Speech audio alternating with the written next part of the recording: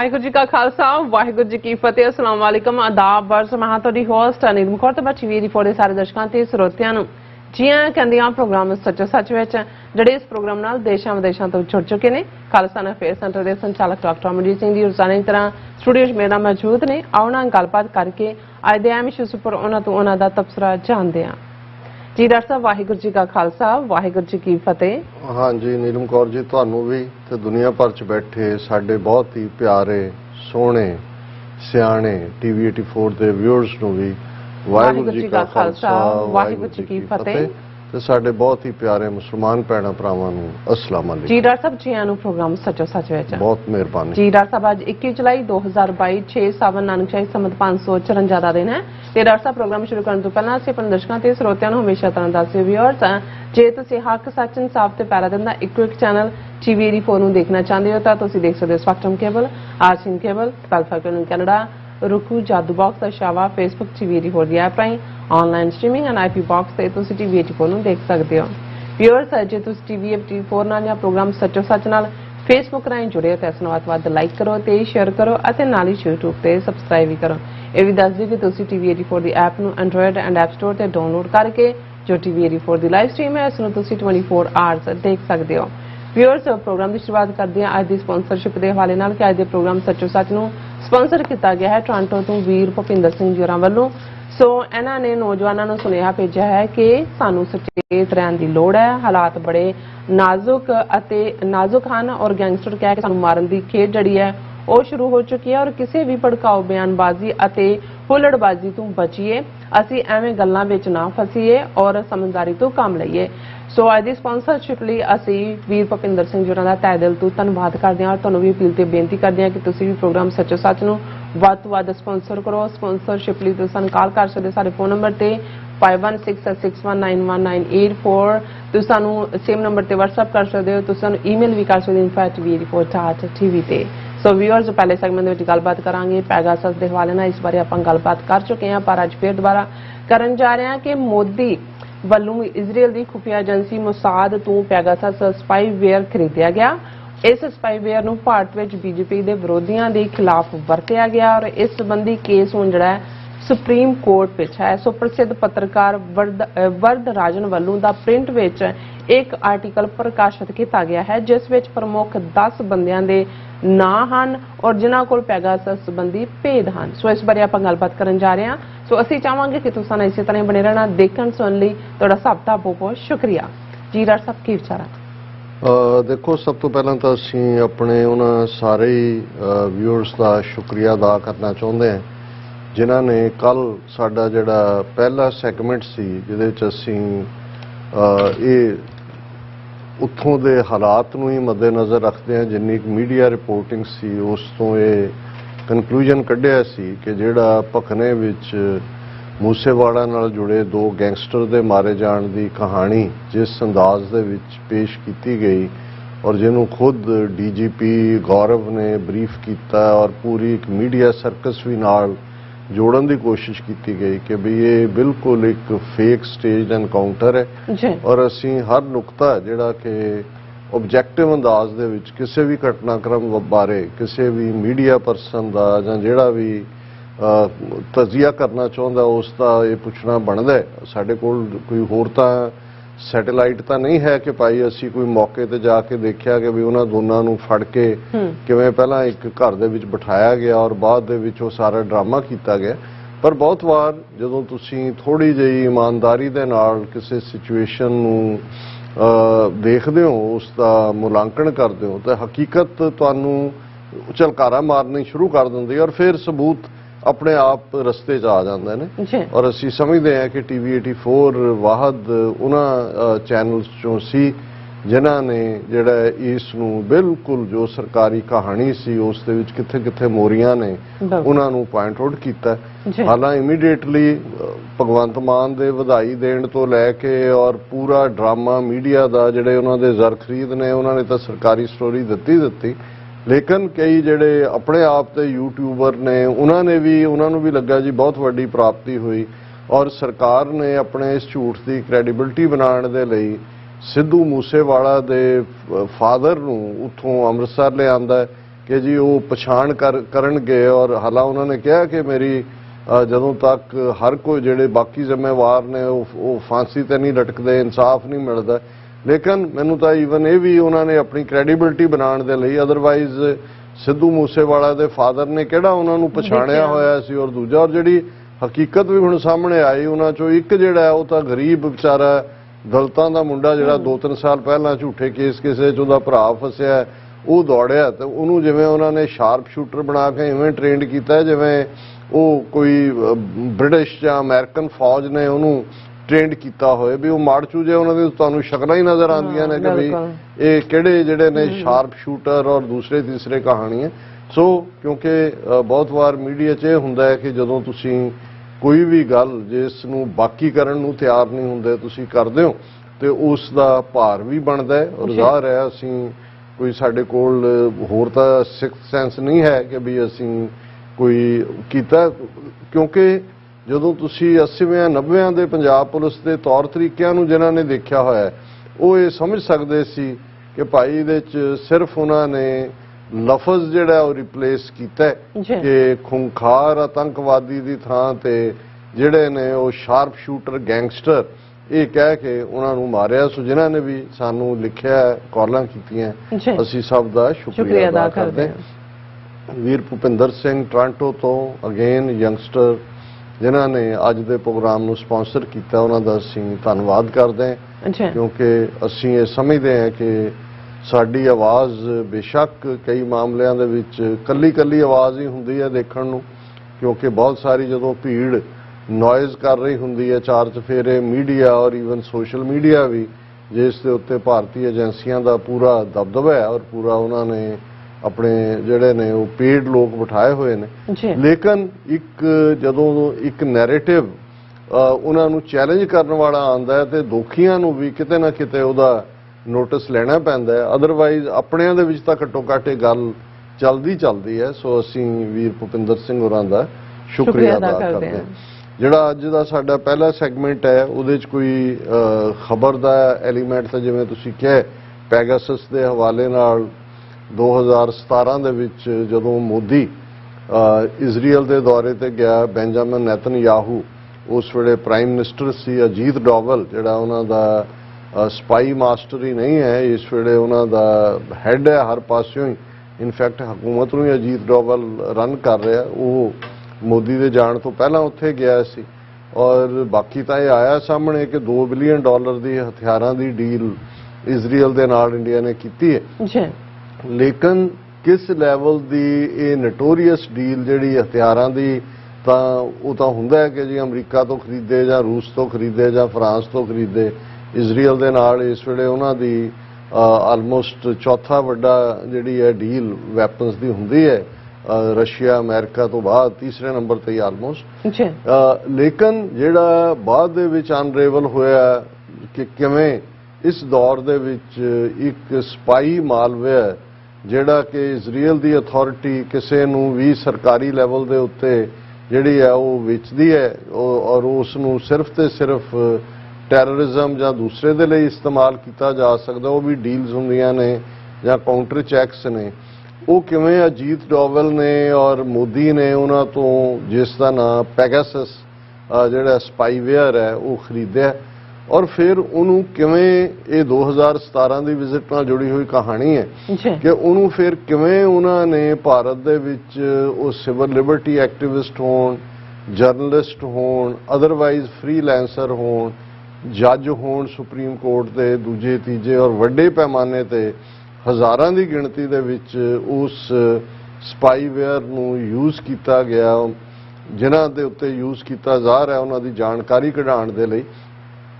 ਔਰ ਉਹਦਾ ਜੇ ਇਨ ਬਰੀਫ ਕਹਿਣਾ ਹੋਏ ਇਹ ਸੀ ਕਿ ਈਵਨ ਜੇ ਤੁਹਾਨੂੰ ਨਹੀਂ ਪਤਾ ਹੈ ਵੀ ਤੁਹਾਡੇ ਕੌਣ ਜਿਹੜਾ ਤੁਹਾਡਾ ਫੋਨ ਵੀ ਕਿਸੇ ਦੇ ਹੱਥ 'ਚ ਨਹੀਂ ਗਿਆ, ਕੁਝ ਨਹੀਂ ਹੈ, ਲੇਕਿਨ ਉਹ ਇਸ ਕਿਸਮ ਦਾ ਸਫਿਸਟੀਕੇਟ ਮਾਲਵੇਅਰ ਹੈ ਕਿ ਉਹ ਤੁਹਾਡੇ 'ਚ ਕਿਤੋਂ ਵੀ ਡਿਸਟੈਂਸ ਤੋਂ ਉਹ ਇਨਸਰਟ ਕੀਤਾ ਜਾਂਦਾ ਹੈ, ਉਸ ਦੇ ਵਿੱਚ ਜੋੜ ਦਿੱਤਾ ਜਾਂਦਾ ਹੈ ਔਰ ਫਿਰ ਤੁਹਾਡੀ ਉਹ ਕੈਮਰਿਆਂ ਰਾਹੀਂ ਤੁਸੀਂ ਆਪਣੇ ਬੈੱਡਰੂਮ 'ਚੋਂ ਕਿ ਬਾਥਰੂਮ 'ਚੋਂ ਤੁਹਾਡੀ ਪੂਰੀ ਗੁਫ਼ਤਗੂ ਵੀ ਸੁਣੀ ਜਾ ਰਹੀ ਹੁੰਦੀ ਹੈ, ਤੁਹਾਨੂੰ ਪੂਰਾ ਉਹਦੀ ਜਿਹੜੀ ਹੈ ਉਹ ਤੁਹਾਡੀ ਵੀਡੀਓਗ੍ਰਾਫੀ ਵੀ ਹੋ ਰਹੀ, ਹਰ ਐਕਟੀਵਿਟੀ ਸੋ ਜ਼ਾਹਰ ਹੈ ਕਿ ਵੀ ਇਸ ਨੂੰ ਫਿਰ ਉਹਨਾਂ ਨੇ ਜਿਵੇਂ ਸਵਾਮੀ ਸੈਤਨ ਜਿਹਨੂੰ ਬਾਅਦ ਦੇ ਵਿੱਚ ਜੇਲ੍ਹ ਦੇ ਵਿੱਚ ਮੌਤ ਹੋਈ 80 ਸਾਲ ਦੇ ਬਜ਼ੁਰਗ ਕਿ ਭਾਈ ਕਿਵੇਂ ਉਹਨਾਂ ਦੇ ਕੰਪਿਊਟਰਾਂ ਦੇ ਵਿੱਚ ਫੋਨਾਂ ਦੇ ਵਿੱਚ ਵਾੜ ਕੇ ਫਿਰ ਕੇਸ ਬਿਲਟ ਕੀਤੇ ਗਏ ਕਿ ਜੀ ਇਹਨਾਂ ਨੇ ਤਾਂ ਮਾਓਇਸਟਾਂ ਦੇ ਨਾਲ ਰਲ ਕੇ ਜਿਹੜਾ ਹੈ ਉਹ ਜੰਗ ਡਿਕਲੇਅਰ ਕੀਤੀ ਹੋਈ ਸੀ ਭਾਰਤ ਦੇ ਖਿਲਾਫ।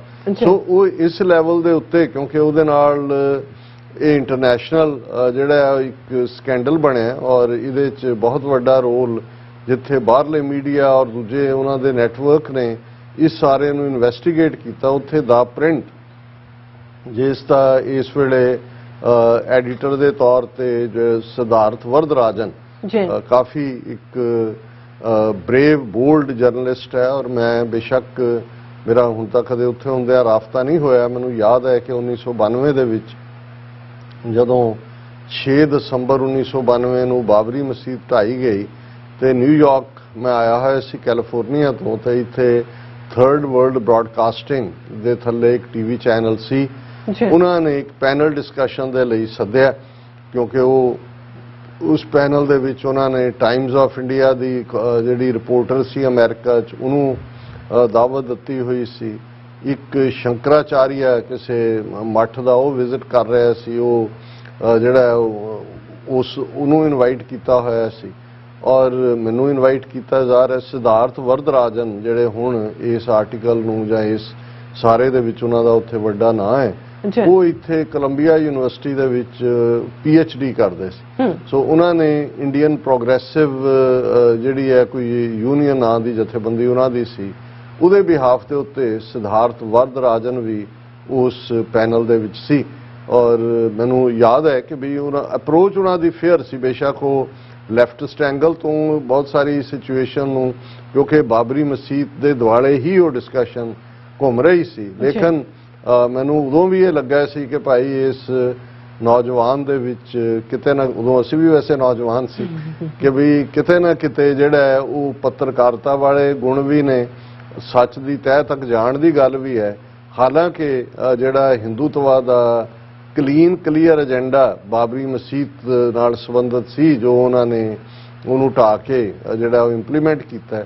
ਮੈਂ ਉਸ ਤੋਂ ਬਾਅਦ ਜਦੋਂ ਕਦੇ ਦੁਬਾਰਾ ਡਾਕਟਰ ਰਣਜੀਤ ਸਿੰਘ ਹਮੇਸ਼ਾ ਐਡਮਾਇਰ ਕਰਦੇ ਸੀ, ਉਹਨਾਂ ਨੇ ਵੀ ਪਹਿਲੀ ਵਾਰ ਮੈਨੂੰ ਇਸ ਲੈਵਲ ਦੀ ਪੈਨਲ ਡਿਸਕਸ਼ਨ 'ਚ ਬਾਹਰਲਿਆਂ ਨਾਲ ਆਰਗੂ ਕਰਦੇ ਦੇਖਿਆ ਸੀ ਔਰ ਬਾਅਦ 'ਚ ਜਦੋਂ ਨਰਸਿਮਹਾ ਰਾਓ ਪ੍ਰਾਈਮ ਮਿਨਿਸਟਰ ਸੀ ਔਰ ਇਹ ਉਦੋਂ ਸਰਕਾਰ ਵੱਲੋਂ ਕਿਹਾ ਗਿਆ ਜੀ ਅਸੀਂ ਦੁਬਾਰਾ ਇਹਦੀ ਮੁੜ ਉਸਾਰੀ ਹੋਏਗੀ ਇਹ ਉਹ, ਤੇ ਮੈਂ ਜੋ ਵੀ ਉਦੋਂ ਵਿਊ ਦਿੱਤਾ ਉਹ ਅੱਜ ਵੀ ਜੇ ਇਸ ਨੂੰ ਆਲਮੋਸਟ 30 ਸਾਲ ਬਾਅਦ ਵੀ ਜੇ ਅਸੀਂ ਦੇਖੀਏ 30-32 ਸਾਲ ਬਾਅਦ तो एक एक नुकता जिहड़ा है ये बराबर सी और उहदे च मैं कहा सी कि भाई ये इन्हां दा जिहड़ा टारगेट है ये बाबरी मस्जिद दा बिगिनिंग है मथुरा और काशी ये उन्हां दा नेक्स्ट होएगा। हालांकि सिद्धार्थ वरदराजन जिहड़े कि कंडेम कर रहे सी बीजेपी नूं ये सारे दे लई पर वो ये समझदे सी कि भी ये एक अपने आप च कल्ला जिहा वाकिया है भारत दे विच जिहड़ी थर्स्ट है आम लोकां दी जिहड़ी कि सैकुलर कॉन्स्टिट्यूशन च है लोकां दा मिजाज जिहड़ा वो सैकुलर है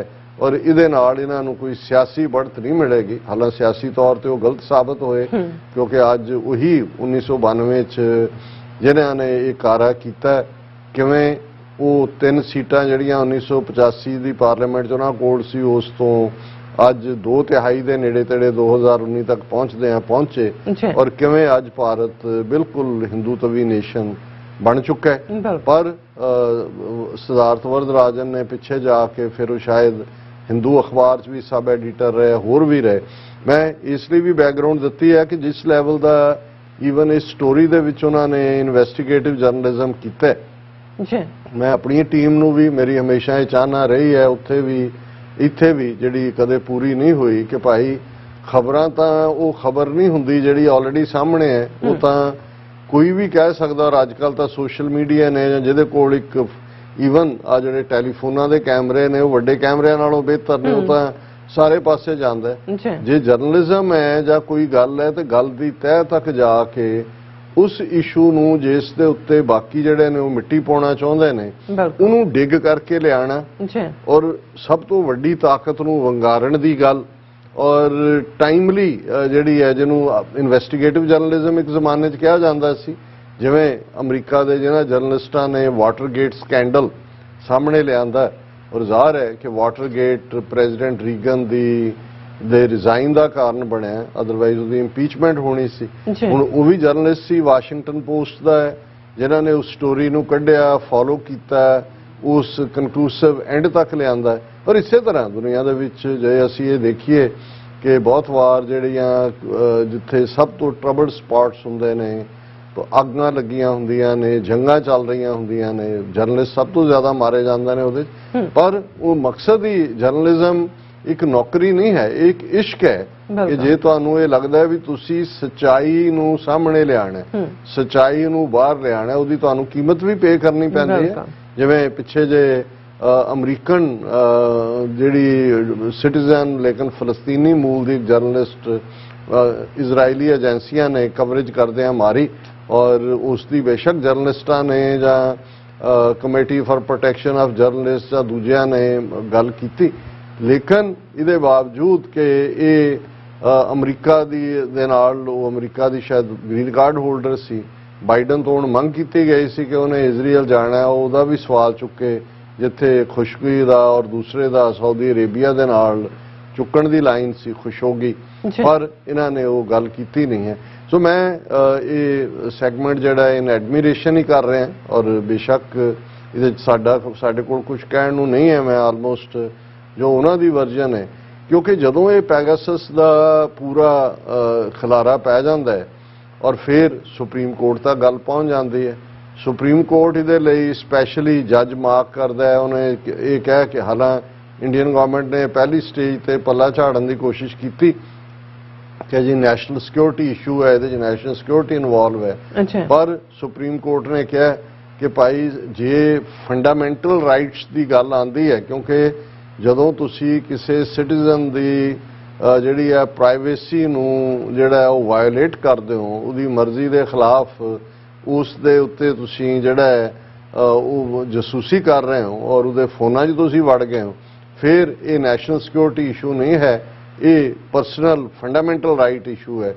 ਹੁਣ ਜ਼ਾਹਰ ਹੈ ਵੀ ਗਵਰਨਮੈਂਟ ਤਾਂ ਕਾਬੂ ਆਈ ਥੋੜੀ ਜਿਹੀ, ਲੇਕਿਨ ਜਿਹੜੇ ਜੱਜ ਜਾਂ ਦੂਜੇ ਨੇ, ਇਹ ਹੁਣ 2017 ਤੋਂ ਅਸੀਂ ਗੱਲ ਕਰ ਰਹੇ ਹਾਂ ਔਰ ਉਸ ਤੋਂ ਬਾਅਦ ਜਿਹੜਾ ਆਲਮੋਸਟ ਹੁਣ ਸ਼ਾਇਦ 1.5 ਜਾਂ 2 ਸਾਲ ਇਸ ਇਨਕੁਆਰੀ ਨੂੰ ਵੀ ਹੋ ਚੁੱਕੇ ਹੋਣਗੇ, ਔਰ ਉਹਦੇ ਥੱਲੇ ਲੋਅਰ ਲੈਵਲ ਦੇ, ਜੂਨੀਅਰ ਲੈਵਲ ਦੇ ਜਿਹੜੇ ਸੈਕਟਰੀ, ਅੰਡਰ ਸੈਕਟਰੀ, ਇਹ ਉਹ ਉਹਨਾਂ ਦੇ, ਕਿਉਂਕਿ ਜੋ ਵੀ ਸੁਪਰੀਮ ਕੋਰਟ ਦੇ ਸਾਹਮਣੇ ਜਦੋਂ ਇਸ ਲੈਵਲ ਦੀ ਇਨਕੁਆਰੀ ਹੁੰਦੀ ਹੈ, ਤੁਸੀਂ ਕਹਿੰਦੇ ਹੋ ਉਹ ਓਥ ਲੈ ਕੇ ਕਹਿੰਦੇ ਹੋ, ਔਰ ਜੇ ਤੁਸੀਂ ਉਹਨੂੰ ਵਾਇਓਲੇਟ ਕਰਦੇ ਹੋ ਤੇ ਪਰਜਰੀ ਦੇ ਵਿੱਚ ਆਉਂਦਾ ਹੈ ਔਰ ਉਹਦੀ ਸਜ਼ਾ ਹੁੰਦੀ ਹੈ ਕਿ ਕਾਨੂੰਨ ਦਾ ਤੁਸੀਂ ਜਿਹੜਾ ਹੈ ਉਹ ਇਸ ਲਈ ਅੰਡਰ ਓਥ ਜਿਹੜਾ ਹੈ ਉਹ ਬਹੁਤ ਅਹਿਮ ਹੁੰਦਾ ਹੈ, otherwise.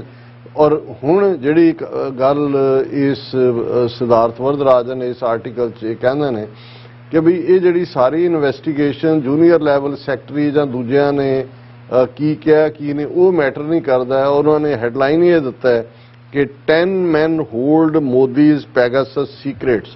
The Supreme Court must compel them to come clean. ਉਹਨੇ ਕਿਹਾ ਇਹ ਬਾਕੀ ਜੂਨੀਅਰ ਸੈਕਟਰੀਆਂ ਦੂਜਿਆਂ ਤੀਜਿਆਂ ਦੇ ਲੈਵਲ ਨਹੀਂ, 10 ਬੰਦੇ ਨੇ ਮੋਦੀ ਤੋਂ ਇਲਾਵਾ ਜਿਨ੍ਹਾਂ ਦੇ ਕੋਲ ਸਾਰਾ ਭੇਤ ਹੈ ਪੈਗਾਸਸ ਦਾ, ਔਰ ਸੁਪਰੀਮ ਕੋਰਟ ਨੂੰ ਇਹਨਾਂ ਨੂੰ ਤਲਬ ਕਰਨਾ ਚਾਹੀਦਾ ਹੈ ਕਿ ਅੰਡਰ ਓਥ ਇਹ ਸਾਰੇ ਭੇਤ ਨੂੰ ਖੋਲ੍ਹਣ ਕਿ ਭਾਈ ਕਿਵੇਂ ਇਹ ਸਾਰੇ ਦਾ ਇਹ ਖਰੀਦਿਆ ਗਿਆ, ਕਿਵੇਂ ਇਹਦਾ ਮਿਸਯੂਜ਼ ਹੋਇਆ। ਤਾਂ ਕੁਝ ਹਿੱਸੇ, ਔਰ ਮੈਂ ਟੈਕਨੀਕਲ ਟੀਮ ਨੂੰ ਕਹਾਂਗਾ ਜਿਹੜੀ ਫਰੰਟ ਪੇਜ ਪਿਕਚਰ ਵੀ ਹੈ ਉਹਨਾਂ ਦੱਸਾਂ ਦੀ, ਉਹਨਾਂ ਦੇ ਵਿੱਚ ਜਿਹੜਾ ਟੌਪ ਦੇ ਉੱਤੇ ਹੈ ਉਹ ਜ਼ਾਹਰ ਹੈ, ਔਰ ਉਹਦੇ 'ਚ ਉਹਨਾਂ ਨੇ ਸ਼ੁਰੂਆਤ ਹੀ ਇਸ ਆਰਟੀਕਲ ਦੀ ਕੀਤੀ ਕਿ ਬਈ ਇਹ ਜੋ ਮੈਂ ਬਰੀਫ ਕੀਤਾ ਉਹਦੇ ਨਾਲ ਹੀ ਹੈ ਕਿ ਵੀ ਕਿਵੇਂ ਨਰਿੰਦਰ ਮੋਦੀ ਗਵਰਨਮੈਂਟ ਨੇ ਪੈਗਾਸਸ ਦਾ ਇਸਤੇਮਾਲ ਜਿਹੜਾ political leaders, opposition leaders, journalist and others, ਇਹ ਸਾਰਿਆਂ ਦੇ ਉੱਤੇ ਕੀਤਾ। ਔਰ ਪਿਛਲੇ ਸਾਲ ਹੀ ਇਸ ਦੀ ਜਿਹੜੀ ਹੈ ਇਨਕੁਆਇਰੀ, ਜਦੋਂ chief justice India NV Raman ਨੇ ਇਨਕੁਆਇਰੀ ਮਾਰਕ ਕੀਤੀ ਤਾਂ ਇਹਨੂੰ ਵੈਲਕਮ ਕੀਤਾ ਗਿਆ ਸੀ। ਫਿਰ ਇੱਕ ਟੈਕਨੀਕਲ ਕਮੇਟੀ ਦੇ ਨਾਂ ਥੱਲੇ ਉਹਨਾਂ ਨੇ ਜਿਹੜੀ ਹੈ ਇਹ ਆਪਣੀ ਰਿਪੋਰਟ ਸਬਮਿਟ ਕਰਨ ਦੇ ਲਈ ਜਸਟਿਸ RV ਰਵਿੰਦਰਨ, ਉਹਨਾਂ ਦੀ ਸਾਬਕਾ ਫਾਰਮਰ ਜੱਜ ਨੇ ਸੁਪਰੀਮ ਕੋਰਟ ਦੇ, ਉਹਨਾਂ ਦੇ ਥੱਲੇ ਇੱਕ ਕਮੇਟੀ ਟੈਕਨੀਕਲ ਬਣਾਈ ਔਰ ਉਹਨਾਂ ਨੇ ਇਹ ਕਿਹਾ ਕਿ ਵੀ ਅਸੀਂ ਸਿਵਿਲੀਅਨਸ ਤੋਂ ਜਿਹੜੇ ਨੇ ਉਹ ਉਹਨਾਂ ਦੀਆਂ ਟੈਸਟੀਮਨੀਜ਼ ਲਈਆਂ ਨੇ ਕਿ ਕਿਵੇਂ ਕਿਵੇਂ ਜਿਹੜੀ ਹੈ ਇਹ ਸਾਰੇ ਦੀ ਵਰਤੋਂ ਹੋਈ। ਲੇਕਿਨ ਸਿਧਾਰਥ ਵਰਦਰਾਜਨ ਦਾ ਬੜਾ ਕਲੀਅਰਲੀ ਕਹਿਣਾ ਹੈ ਕਿ ਵੀ ਇਹ ਜਿਹੜਾ ਇਸ਼ੂ ਹੈ ਇਸ ਦੇ ਉੱਤੇ ਇਹ ਜੂਨੀਅਰ ਲੈਵਲ ਦੇ ਲੋਕਾਂ ਦੀ ਗੱਲ ਨਹੀਂ ਹੈ। 10 ਜਿਹੜੇ ਮੇਨ ਨੇ, ਕਿਉਂਕਿ ਇਹ ਮਿਲਟਰੀ ਗ੍ਰੇਡ ਸਪਾਈਵੇਅਰ ਸੀ ਜਿਹੜਾ ਕਿ ਈਵਨ ਪਰਸਨਲ ਸਪਾਈਂਗ ਦੇ ਲਈ ਇਸਤੇਮਾਲ ਕੀਤਾ ਗਿਆ, ਔਰ ਇਹ ਜਿਹੜੇ ਹੁਣ ਇਹਨੂੰ ਇਨਕੁਆਇਰ ਕਰ ਰਹੇ ਨੇ ਜਸਟਿਸ ਰਵਿੰਦਰਮ, ਉਹ ਨੋਟਿਸ ਇਸ਼ੂ ਕਰਨ ਇਹਨਾਂ 10 ਸ਼ਖਸੀਅਤਾਂ ਨੂੰ ਕਿ ਅੰਡਰ ਓਥ ਆ ਕੇ ਉਹ ਕਹਿਣ ਤੇ ਹਕੀਕਤ ਬਾਹਰ ਆਏਗੀ। ਔਰ ਜਿਹੜੇ 10 ਟੌਪ ਇੰਡੀਵਿਜੂਅਲ ਉਹਨਾਂ ਨੇ ਮਾਰਕ ਕੀਤੇ ਨੇ, ਸਭ ਤੋਂ ਜਿਹਨੂੰ ਸਰੇ ਫਰਿਸ਼ਤ ਕਹਿੰਦੇ ਨੇ ਉਹ ਅਜੀਤ ਡੋਵਲ ਹੈ, Ajit Kumar Doval, national security adviser. ਔਰ ਉਹਨਾਂ ਨੇ ਆਪਣੇ ਆਰਟੀਕਲ 'ਚ ਜਿਹੜਾ ਇੰਟੈਲੀਜੈਂਸ ਜ਼ਾਰ ਕਿਹਾ ਕਿ ਬਈ, ਔਰ ਮੈਂ ਤਾਂ ਇਹਨੂੰ ਸਾਰਾ ਹੀ ਇਸ ਵੇਲੇ ਜੇ ਹਕੂਮਤ ਰਨ ਕਰ ਰਿਹਾ ਮੋਦੀ ਦੀ ਤੇ ਅਜੀਤ ਡੋਵਲ ਕਰ ਰਿਹਾ। ਉਹਨਾਂ ਨੇ ਕਿਹਾ ਕਿ ਬਈ ਇਹ ਬੇਸ਼ੱਕ ਜਿਹੜੀ ਇੰਟੈਲੀਜੈਂਸ ਬਿਊਰੋ ਹੈ ਉਹ ਟੈਕਨੀਕਲੀ ਰਿਪੋਰਟ ਕਰਦਾ ਹੈ ਯੂਨੀਅਨ ਹੋਮ ਮਿਨਿਸਟਰ ਨੂੰ ਤੇ ਨੂੰ ਤੇ ਫਿਰ ਕੈਬਨਿਟ ਸੈਕਟਰੀ ਨੂੰ, ਫਿਰ ਪ੍ਰਾਈਮ ਮਿਨਿਸਟਰ ਨੂੰ, but in reality the NSA drives both spy agencies. ਹੁਣ ਕਿਉਂਕਿ ਅਜੀਤ ਡੋਵਲ NSA ਦਾ ਵੀ ਹੈੱਡ ਹੈ, ਮਿਨਿਸਟਰ ਰੈਂਕ ਹੈ, ਔਰ ਇਹ ਰਾ ਹੋਏ ਔਰ ਇੰਟੈਲੀਜੈਂਸ ਬਿਊਰੋ ਹੋਏ, ਦੋਨੋਂ ਹੀ ਉਹਦੀ ਕਮਾਂਡ ਥੱਲੇ ਨੇ। ਔਰ ਈਵਨ ਜਿਹੜਾ ਇਹ ਸੌਦਾ ਸਪਾਈਵੇਅਰ ਦਾ ਹੋਇਆ ਇਸ ਆਰਟੀਕਲ ਦੇ ਮੁਤਾਬਕ ਕਿ ਮਾਰਚ 2017 ਦੇ ਵਿੱਚ ਅਜੀਤ ਡੋਵਲ ਤੈਲ ਅਵੀਵ ਗਿਆ to lay the groundwork for Prime Minister Narendra Modi's forthcoming visit to Israel. So this is probably when the basic agreement for the purchase of Pegasus was reached. So ਜਿਹੜਾ ਪਹਿਲਾ ਕਲਪਰੇਟ ਹੈ ਜਾਂ ਪਹਿਲਾ ਜਿਹੜਾ ਭੇਤੀ ਹੈ, ਰਾਦਰ ਕਲਪਰੇਟ ਤੋਂ ਬਾਅਦ ਦੀ ਗੱਲ ਹੈ, ਉਹ ਅਜੀਤ ਡੋਵਲ ਹੈ। ਔਰ ਫਿਰ ਉਹਨਾਂ ਨੇ ਇਹ ਸਾਰੀ ਕਹਾਣੀ ਅਜੀਤ ਡੋਵਲ ਦੇ ਉੱਤੇ ਕਿ ਵੀ ਕਿਵੇਂ ਜਿਹੜੇ ਨੇ ਉਸ ਦਾ ਇਸ ਦੇ ਵਿੱਚ ਰੋਲ ਹੈ, ਮੈਂ ਡੀਟੇਲਸ ਨਹੀਂ ਜਾਵਾਂਗਾ। ਫਿਰ ਉਹਨਾਂ ਨੇ ਦੂਸਰੇ ਔਰ ਤੀਸਰੇ ਜਿਹੜੇ ਜਿਨ੍ਹਾਂ ਨੂੰ ਕਿਹਾ ਕਿ ਵੀ ਤਲਬ ਕਰਕੇ ਅੰਡਰ ਓਥ ਲੈਣਾ ਚਾਹੀਦਾ ਹੈ, directors of intelligence bureau Rajiv Jain and Arvind Kumar. ਔਰ ਇਹ ਦੋਨੋਂ ਹੀ ਉਹਨਾਂ ਨੇ ਕਿਹਾ ਕਿ ਵੀ ਇਹ ਜਿਹੜੀ ਰਾ ਔਰ ਇੰਟੈਲੀਜੈਂਸ ਬਿਊਰੋ ਦਾ ਇਹਦੇ 'ਚ ਜਿਹੜੇ ਉਸ ਪੀਰੀਅਡ ਦੇ ਡਾਇਰੈਕਟਰ ਸੀ ਜਿਨ੍ਹਾਂ ਦੇ ਕੋਲ ਇਹ ਸਾਰੀ ਜਾਣਕਾਰੀ ਹੈ, ਕਿਉਂਕਿ ਇਹ ਜਿਹੜੀ ਪੈਗਾਸਸ ਪਰਚੇਜ਼ ਸੀ ਇਹ ਉਸੇ ਹੀ $2 ਬਿਲੀਅਨ ਵੈਪਨ ਡੀਲ ਜਿਹੜੀ ਇਜ਼ਰਾਈਲ ਦੇ ਨਾਲ ਕੀਤੀ ਉਹਦਾ ਹਿੱਸਾ ਹੀ ਸੀ, ਕਿਉਂਕਿ it was a part of $2 billion arms deal between Israel and Indian government. ਔਰ ਉਹਨਾਂ ਨੇ ਇਸ ਬਾਰੇ ਦਾ ਵਾਇਰ, ਔਰ ਇਹ ਉਹਨਾਂ ਦੀ ਹੈ ਪਬਲੀਕੇਸ਼ਨ ਦਾ ਵਾਇਰ, ਪ੍ਰਿੰਟ, ਇਹ ਸਾਰੇ ਨੂੰ ਜਿਹੜਾ ਇੱਕੋ ਵੇਲੇ ਹੀ ਸਾਰਿਆਂ ਦੇ ਵਿੱਚ ਆਰਟੀਕਲ ਛਪਦੇ ਨੇ। ਔਰ ਉਹਨਾਂ ਨੇ ਕਿਹਾ ਕਿ ਵੀ ਜਿਹੜਾ ਇੰਡੀਅਨ ਬਿਊਰੋ ਆਫ ਇੰਟੈਲੀਜੈਂਸ ਹੈ ਇਹ ਇਸ ਦੇ ਲਈ ਉਹਨਾਂ ਨੇ ਇਹ ਕਿਹਾ ਸੀ ਆਪਣੀ ਕਮੇਟੀ ਕਿ one is to use it only by itself and if giving it to a third party to get prior written permission from Israeli ministry of defence. ਕਿ ਜਦੋਂ ਡੀਲ ਵੀ ਕੀਤੀ ਇਜ਼ਰਾਈਲ ਨੇ, ਇੱਕ ਤਾਂ ਇਹ ਸੀ ਕਿ ਉਹ ਸਿਰਫ ਖੁਦ ਯੂਜ਼ ਕਰਨਗੇ, ਜੇ ਕਿਸੇ ਥਰਡ ਪਾਰਟੀ ਨੂੰ ਦੇਣਾ ਜਿਵੇਂ ਹੁਣ ਸਿਵਿਲੀਅਨਸ ਦੇ ਉੱਤੇ ਯੂਜ਼ ਹੋਇਆ ਤੇ ਇਜ਼ਰਾਈਲ ਦੀ ਮਿਨਿਸਟਰੀ ਆਫ ਡਿਫੈਂਸ ਦੀ ਕਲੀਅਰੈਂਸ ਚਾਹੀਦੀ ਹੋਏਗੀ। Second, to use it only against terrorism and organised crime, ਸਿਰਫ ਇਹ ਉਹਨਾਂ ਦੇ ਉੱਤੇ ਜਿਹੜਾ ਅੱਖ ਰੱਖਣ ਦੇ ਲਈ। ਔਰ ਇਹ ਜਿਹੜਾ ਲੇਕਿਨ ਇਹਨਾਂ ਨੇ ਉਹ ਸਾਰੇ ਜਿਹੜੇ ਨਾਰਮ ਨੇ ਉਹ ਵਾਇਲੇਟ ਕੀਤੇ ਨੇ।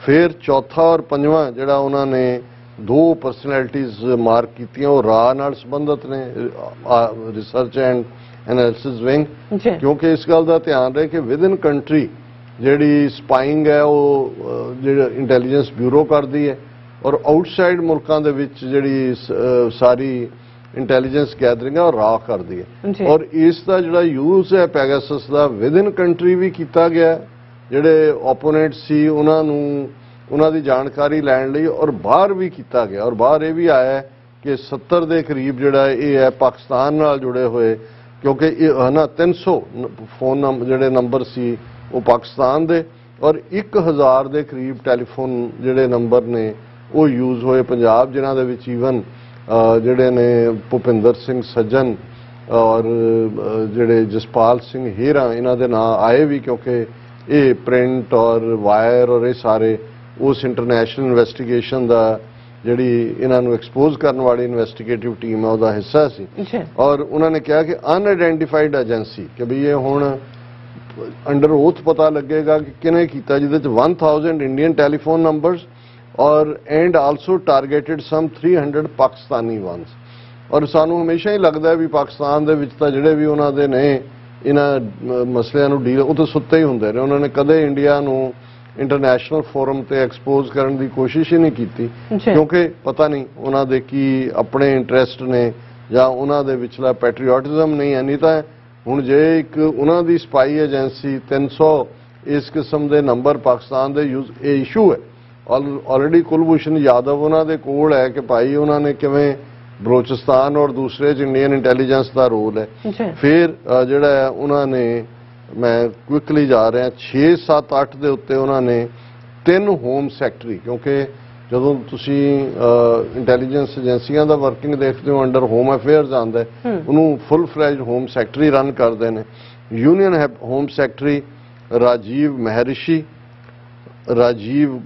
ਰਾਜੀਵ ਗੌਬਾ ਤੇ ਅਜੇ ਕਿਆਰ ਭੱਲਾ, ਇਹ ਸਾਰੇ ਜਿਹੜੇ ਨੇ ਉਹਨਾਂ ਦਾ ਟਾਈਮ ਫਰੇਮ ਵੀ ਦਿੱਤਾ ਉਹਨਾਂ ਨੇ ਕਿ ਕਿਹੜਾ 2015 ਤੋਂ 17 ਤੱਕ ਸੀ, ਕਿਹੜਾ 2017 ਤੋਂ 19 ਤੋਂ ਸੀ, ਔਰ ਅਜੇ ਕੁਮਾਰ ਭੱਲਾ ਜਿਹੜਾ ਹੁਣ 2019 ਤੋਂ ਹੁਣ ਤੱਕ ਹੈ। ਔਰ ਫਿਰ ਇਹਨਾਂ ਦੇ ਉੱਤੇ ਆ ਜਾਂਦੇ ਨੇ ਵੱਡਾ network cabinet secretaries.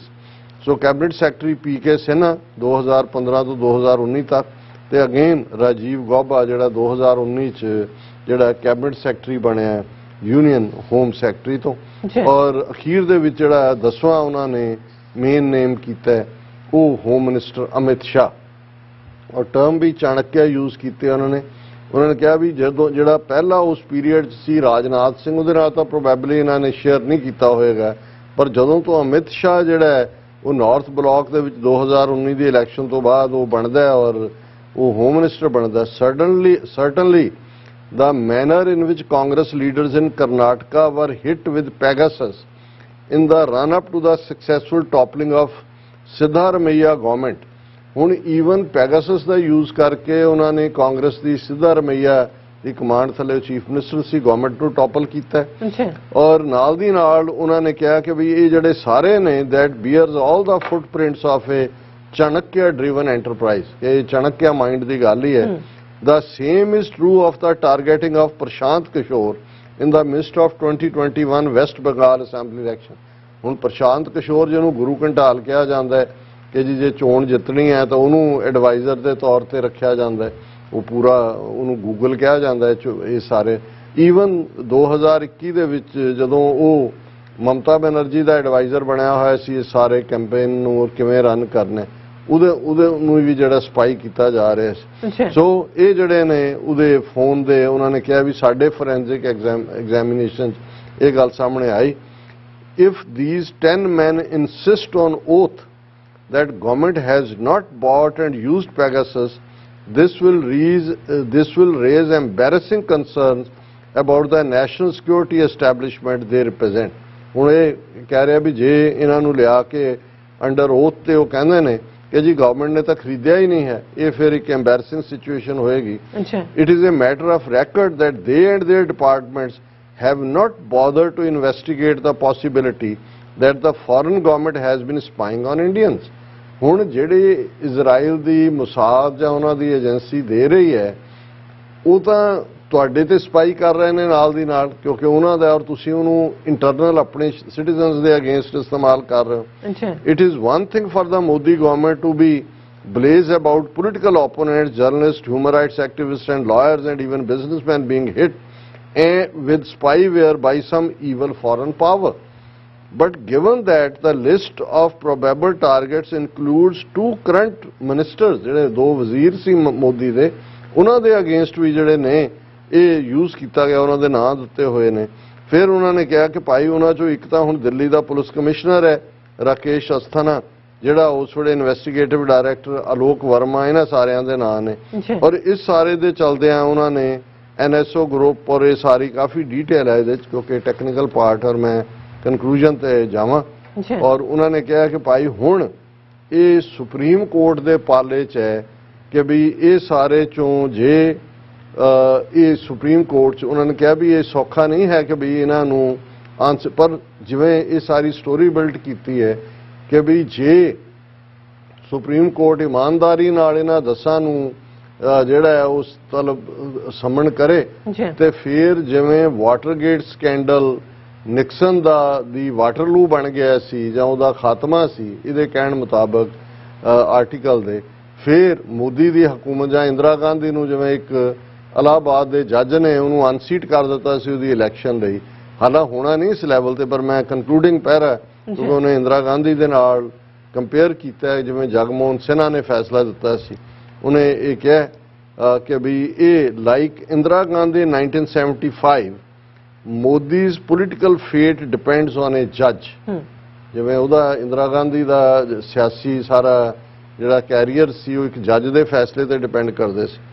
In Justice Jagmohan Lal Sinha, the Allahabad High Court had a man with courage and integrity to act against a sitting Prime Minister. उन्हें unseat करता ਸੀ इंदिरा गांधी ने। As Prime Minister, Modi has done all he can to weaken the courts and insulate himself from the possibility of such an encounter. But remember, all it takes is one gravel in one steady hand. ਹੁਣ ਮਤਲਬ ਇਹ ਬੜੀ ਖੂਬਸੂਰਤੀ last ਫਿਕਰਾ ਉਹਨੇ ਇਸਤੇਮਾਲ ਕੀਤਾ। ਉਹਨੇ ਕਿਹਾ ਵੀ ਇੱਕ ਜੱਜ ਨੇ ਤਾਂ ਹੌਸਲਾ ਦਿਖਾਇਆ ਸੀ ਇੰਦਰਾ ਗਾਂਧੀ ਨੂੰ ਅਨਸੀਟ ਕਰਨ ਦਾ, ਪਰ ਮੋਦੀ ਨੇ ਆਲਰੇਡੀ ਅਦਾਲਤਾਂ ਨੂੰ ਔਰ ਇਸ ਕਿਸਮ ਦੇ ਆਪਣੇ ਆਪ ਨੂੰ ਨੇ ਇੰਨਾ ਸੁਰੱਖਿਅਤ ਕਰ ਲਿਆ ਹੋਇਆ, ਅਦਾਲਤਾਂ ਨੂੰ ਕਮਜ਼ੋਰ ਕੀਤਾ ਹੈ। ਪਰ ਉਹਨਾਂ ਨੇ ਕਿਹਾ ਫਿਰ ਵੀ ਬਟ ਰਿਮੈਂਬਰ, ਯਾਦ ਰੱਖੋ, ਇੱਕ ਹਥੌੜਾ ਚਾਹੀਦਾ। All it takes is one gavel in one steady hand. ਜੇ ਇੱਕ ਮਜ਼ਬੂਤ ਹੱਥਾਂ ਦੇ ਵਿੱਚ ਇੱਕ ਹਥੌੜਾ ਆ ਜਾਏ ਤੇ ਉਹ ਫਿਰ ਸਾਰੀਆਂ ਸੀਕ੍ਰੇਟਸ ਨੂੰ ਬ੍ਰੇਕ ਕਰ ਸਕਦਾ ਹੈ। Hope it happens but it won't happen, it's not going to happen. ਜੀ ਡਾਕਟਰ ਸਾਹਿਬ, ਬਿਲਕੁਲ ਤੁਸੀਂ ਸਹੀ ਕਿਹਾ। ਸੋ ਇੱਥੇ ਲੈਣਾ ਬ੍ਰੇਕ, ਔਰ ਬ੍ਰੇਕ ਤੇ ਜਾਣ ਤੋਂ ਪਹਿਲਾਂ ਅਸੀਂ ਦਰਸ਼ਕਾਂ ਤੇ ਸਰੋਤਿਆਂ ਨੂੰ ਅਪੀਲ ਤੇ ਬੇਨਤੀ ਕਰਦੀ ਵਿਊਅਰਸ, ਜਿਸ ਤਰ੍ਹਾਂ ਕਿ ਤੁਸੀਂ ਜਾਣਦੇ ਹੋ TV 84 ਇੱਕ ਪੰਥਕ ਚੈਨਲ ਹੈ। TV 84 ਦੀ ਚੜ੍ਹਦੀ ਕਲਾ ਲਈ ਵੱਧ ਤੋਂ ਵੱਧ ਡੋਨੇਟ ਕਰੋ। ਡੋਨੇਟ ਕਰਨ ਲਈ ਸਾਡੀ ਵੈਬਸਾਈਟ tv84.tv ਤੇ ਜਾ ਕੇ ਪੇਪਲ ਦੀ ਵਰਤੋਂ ਕਰਕੇ ਵਨ ਟਾਈਮ ਡੋਨੇਟ ਕਰ ਸਕਦੇ ਹੋ, ਮੰਥਲੀ ਡੋਨੇਟ ਵੀ ਕਰ ਸਕਦੇ ਹੋ। ਤੁਸੀਂ TV 84 ਦੇ ਨਾਮ ਤੇ ਚੈੱਕ ਬਣਾ ਕੇ ਸਾਨੂੰ ਮੇਲ ਵੀ ਕਰ ਸਕਦੇ ਹੋ ਸਾਡੇ ਇਸ ਪਤੇ ਤੇ 36-01 37 Avenue, Long Island City, New York 11101 USA, ਜਾਂ ਫਿਰ ਤੁਸੀਂ ਸਾਨੂੰ ਫੋਨ ਰਾਹੀਂ ਵੀ ਸੰਪਰਕ ਕਰ ਸਕਦੇ ਹੋ ਸਾਡੇ ਫੋਨ ਨੰਬਰ ਤੇ 5166191984। ਸੇਮ ਨੰਬਰ ਤੇ ਤੁਹਾਨੂੰ WhatsApp ਕਰ ਸਕਦੇ ਹੋ। ਤੁਸੀਂ ਸਾਨੂੰ ਈਮੇਲ ਵੀ ਕਰ ਸਕਦੇ ਹੋ info@tv84.tv ਤੇ। ਅਸੀਂ ਤੁਹਾਡੇ ਤਹਿ ਦਿਲ ਤੋਂ ਸ਼ੁਕਰਗੁਜ਼ਾਰ ਹੋਵਾਂਗੇ। ਸੋ ਇੱਥੇ ਲੈਣੇ ਬ੍ਰੇਕ। ਵਿਊਅਰਸ, ਤੁਸੀਂ ਸਾਨੂੰ ਇਸੇ ਤਰ੍ਹਾਂ ਹੀ ਬਣੇ ਰਹਿਣਾ। ਮਿਲਦੇ ਹਾਂ ਆਫਟਰ ਦਿਸ ਸ਼ਾਰਟ ਬ੍ਰੇਕ।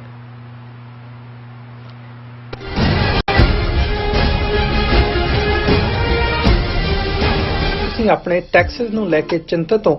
ਤੁਸੀਂ ਆਪਣੀ ਕਮਾਈ ਲਈ ਮਿਹਨਤ ਕਰਦੇ ਹੋ, ਭਾਵੇਂ ਤੁਸੀਂ ਨੌਕਰੀ ਵਿੱਚ ਹੋਵੋ ਜਾਂ ਆਪਣਾ ਬਿਜ਼ਨਸ ਚਲਾਉਂਦੇ ਹੋ। ਜਦੋਂ ਟੈਕਸ ਭਰਨ ਦਾ ਸਮਾਂ ਆਉਂਦਾ ਹੈ ਤਾਂ ਤੁਹਾਨੂੰ ਇੱਕ ਭਰੋਸੇਯੋਗ ਟੈਕਸ ਅਕਾਊਂਟੈਂਟ ਦੀ ਲੋੜ ਹੈ, ਜੋ ਟੈਕਸ ਬੈਲੈਂਸ ਦਾ ਤੁਹਾਡੇ ਪੱਖ ਵਿੱਚ ਜਾਣਾ ਯਕੀਨੀ ਬਣਾਵੇ। ਸਿਆਟਲ ਦੀ ਜਾਣੀ ਪਛਾਣੀ company accurate accountants and taxes ਤੁਹਾਡੀ ਸੇਵਾ ਵਿੱਚ ਹਾਜ਼ਰ ਹੈ। ਅਸੀਂ ਹਰ ਤਰ੍ਹਾਂ ਦੇ ਟੈਕਸ ਭਰਨ ਵਿੱਚ ਤੁਹਾਡੀ ਮਦਦ ਕਰਾਂਗੇ। ਟੈਕਸ ਸੰਬੰਧੀ ਕਿਸੇ ਵੀ ਤਰ੍ਹਾਂ ਦੇ ਸਵਾਲ ਲਈ ਅੱਜ ਹੀ ਸਾਡੇ ਤੱਕ ਪਹੁੰਚ ਕਰੋ। Accurate accountants and taxes. ਕੀ ਤੁਸੀਂ ਰੋਜ਼ਾਨਾ ਕੰਮ ਤੇ ਆਪਣਾ ਵਧੇਰੇ ਸਮਾਂ ਬਿਤਾਉਣ ਤੋਂ ਪਰੇਸ਼ਾਨ ਹੋ? ਆਪਣੀ ਪੂੰਜੀ ਨੂੰ ਕੰਮ ਤੇ ਲਗਾਓ, ਸਾਡੇ ਨਾਲ ਇਨਵੈਸਟ ਕਰੋ ਅਤੇ ਤੁਹਾਡੀ ਪੂੰਜੀ ਤੋਂ ਤੁਹਾਡੇ ਲਈ ਵਧੇਰੇ ਪੈਸੇ ਬਣਾ ਸਕਦੇ ਹਾਂ। ਅਸੀਂ ਪ੍ਰਾਈਵੇਟ ਇਕੁਇਟੀ ਇਨਵੈਸਟਮੈਂਟ ਫਰਮ ਹਾਂ ਤੇ ਕਮਰਸ਼ੀਅਲ ਰੀਅਲ ਅਸਟੇਟ ਵਿੱਚ ਮਾਹਿਰ ਹਾਂ। Property management, leasing, asset management, commercial real estate investment ਵਿੱਚ ਸਾਰੀਆਂ ਸੇਵਾਵਾਂ ਲਈ ਅਮਰੀਕਾ ਭਰ ਵਿੱਚੋਂ ਤੁਸੀਂ ਸਾਡੇ ਤੱਕ ਪਹੁੰਚ ਕਰ ਸਕਦੇ ਹੋ। ਆਜ਼ਾਦ ਕਮਰਸ਼ੀਅਲ ਰੀਅਲਟੀ ਸਰਵਿਸਿਜ਼ ਤੇ Azad family trust 701 north fort oak road, suite number 204, Houston, Texas. ਤੁਸੀਂ ਸਾਨੂੰ ਸਾਡੇ ਫੋਨ ਨੰਬਰ 7136861277 ਤੇ ਵੀ ਸੰਪਰਕ ਕਰ ਸਕਦੇ ਹੋ।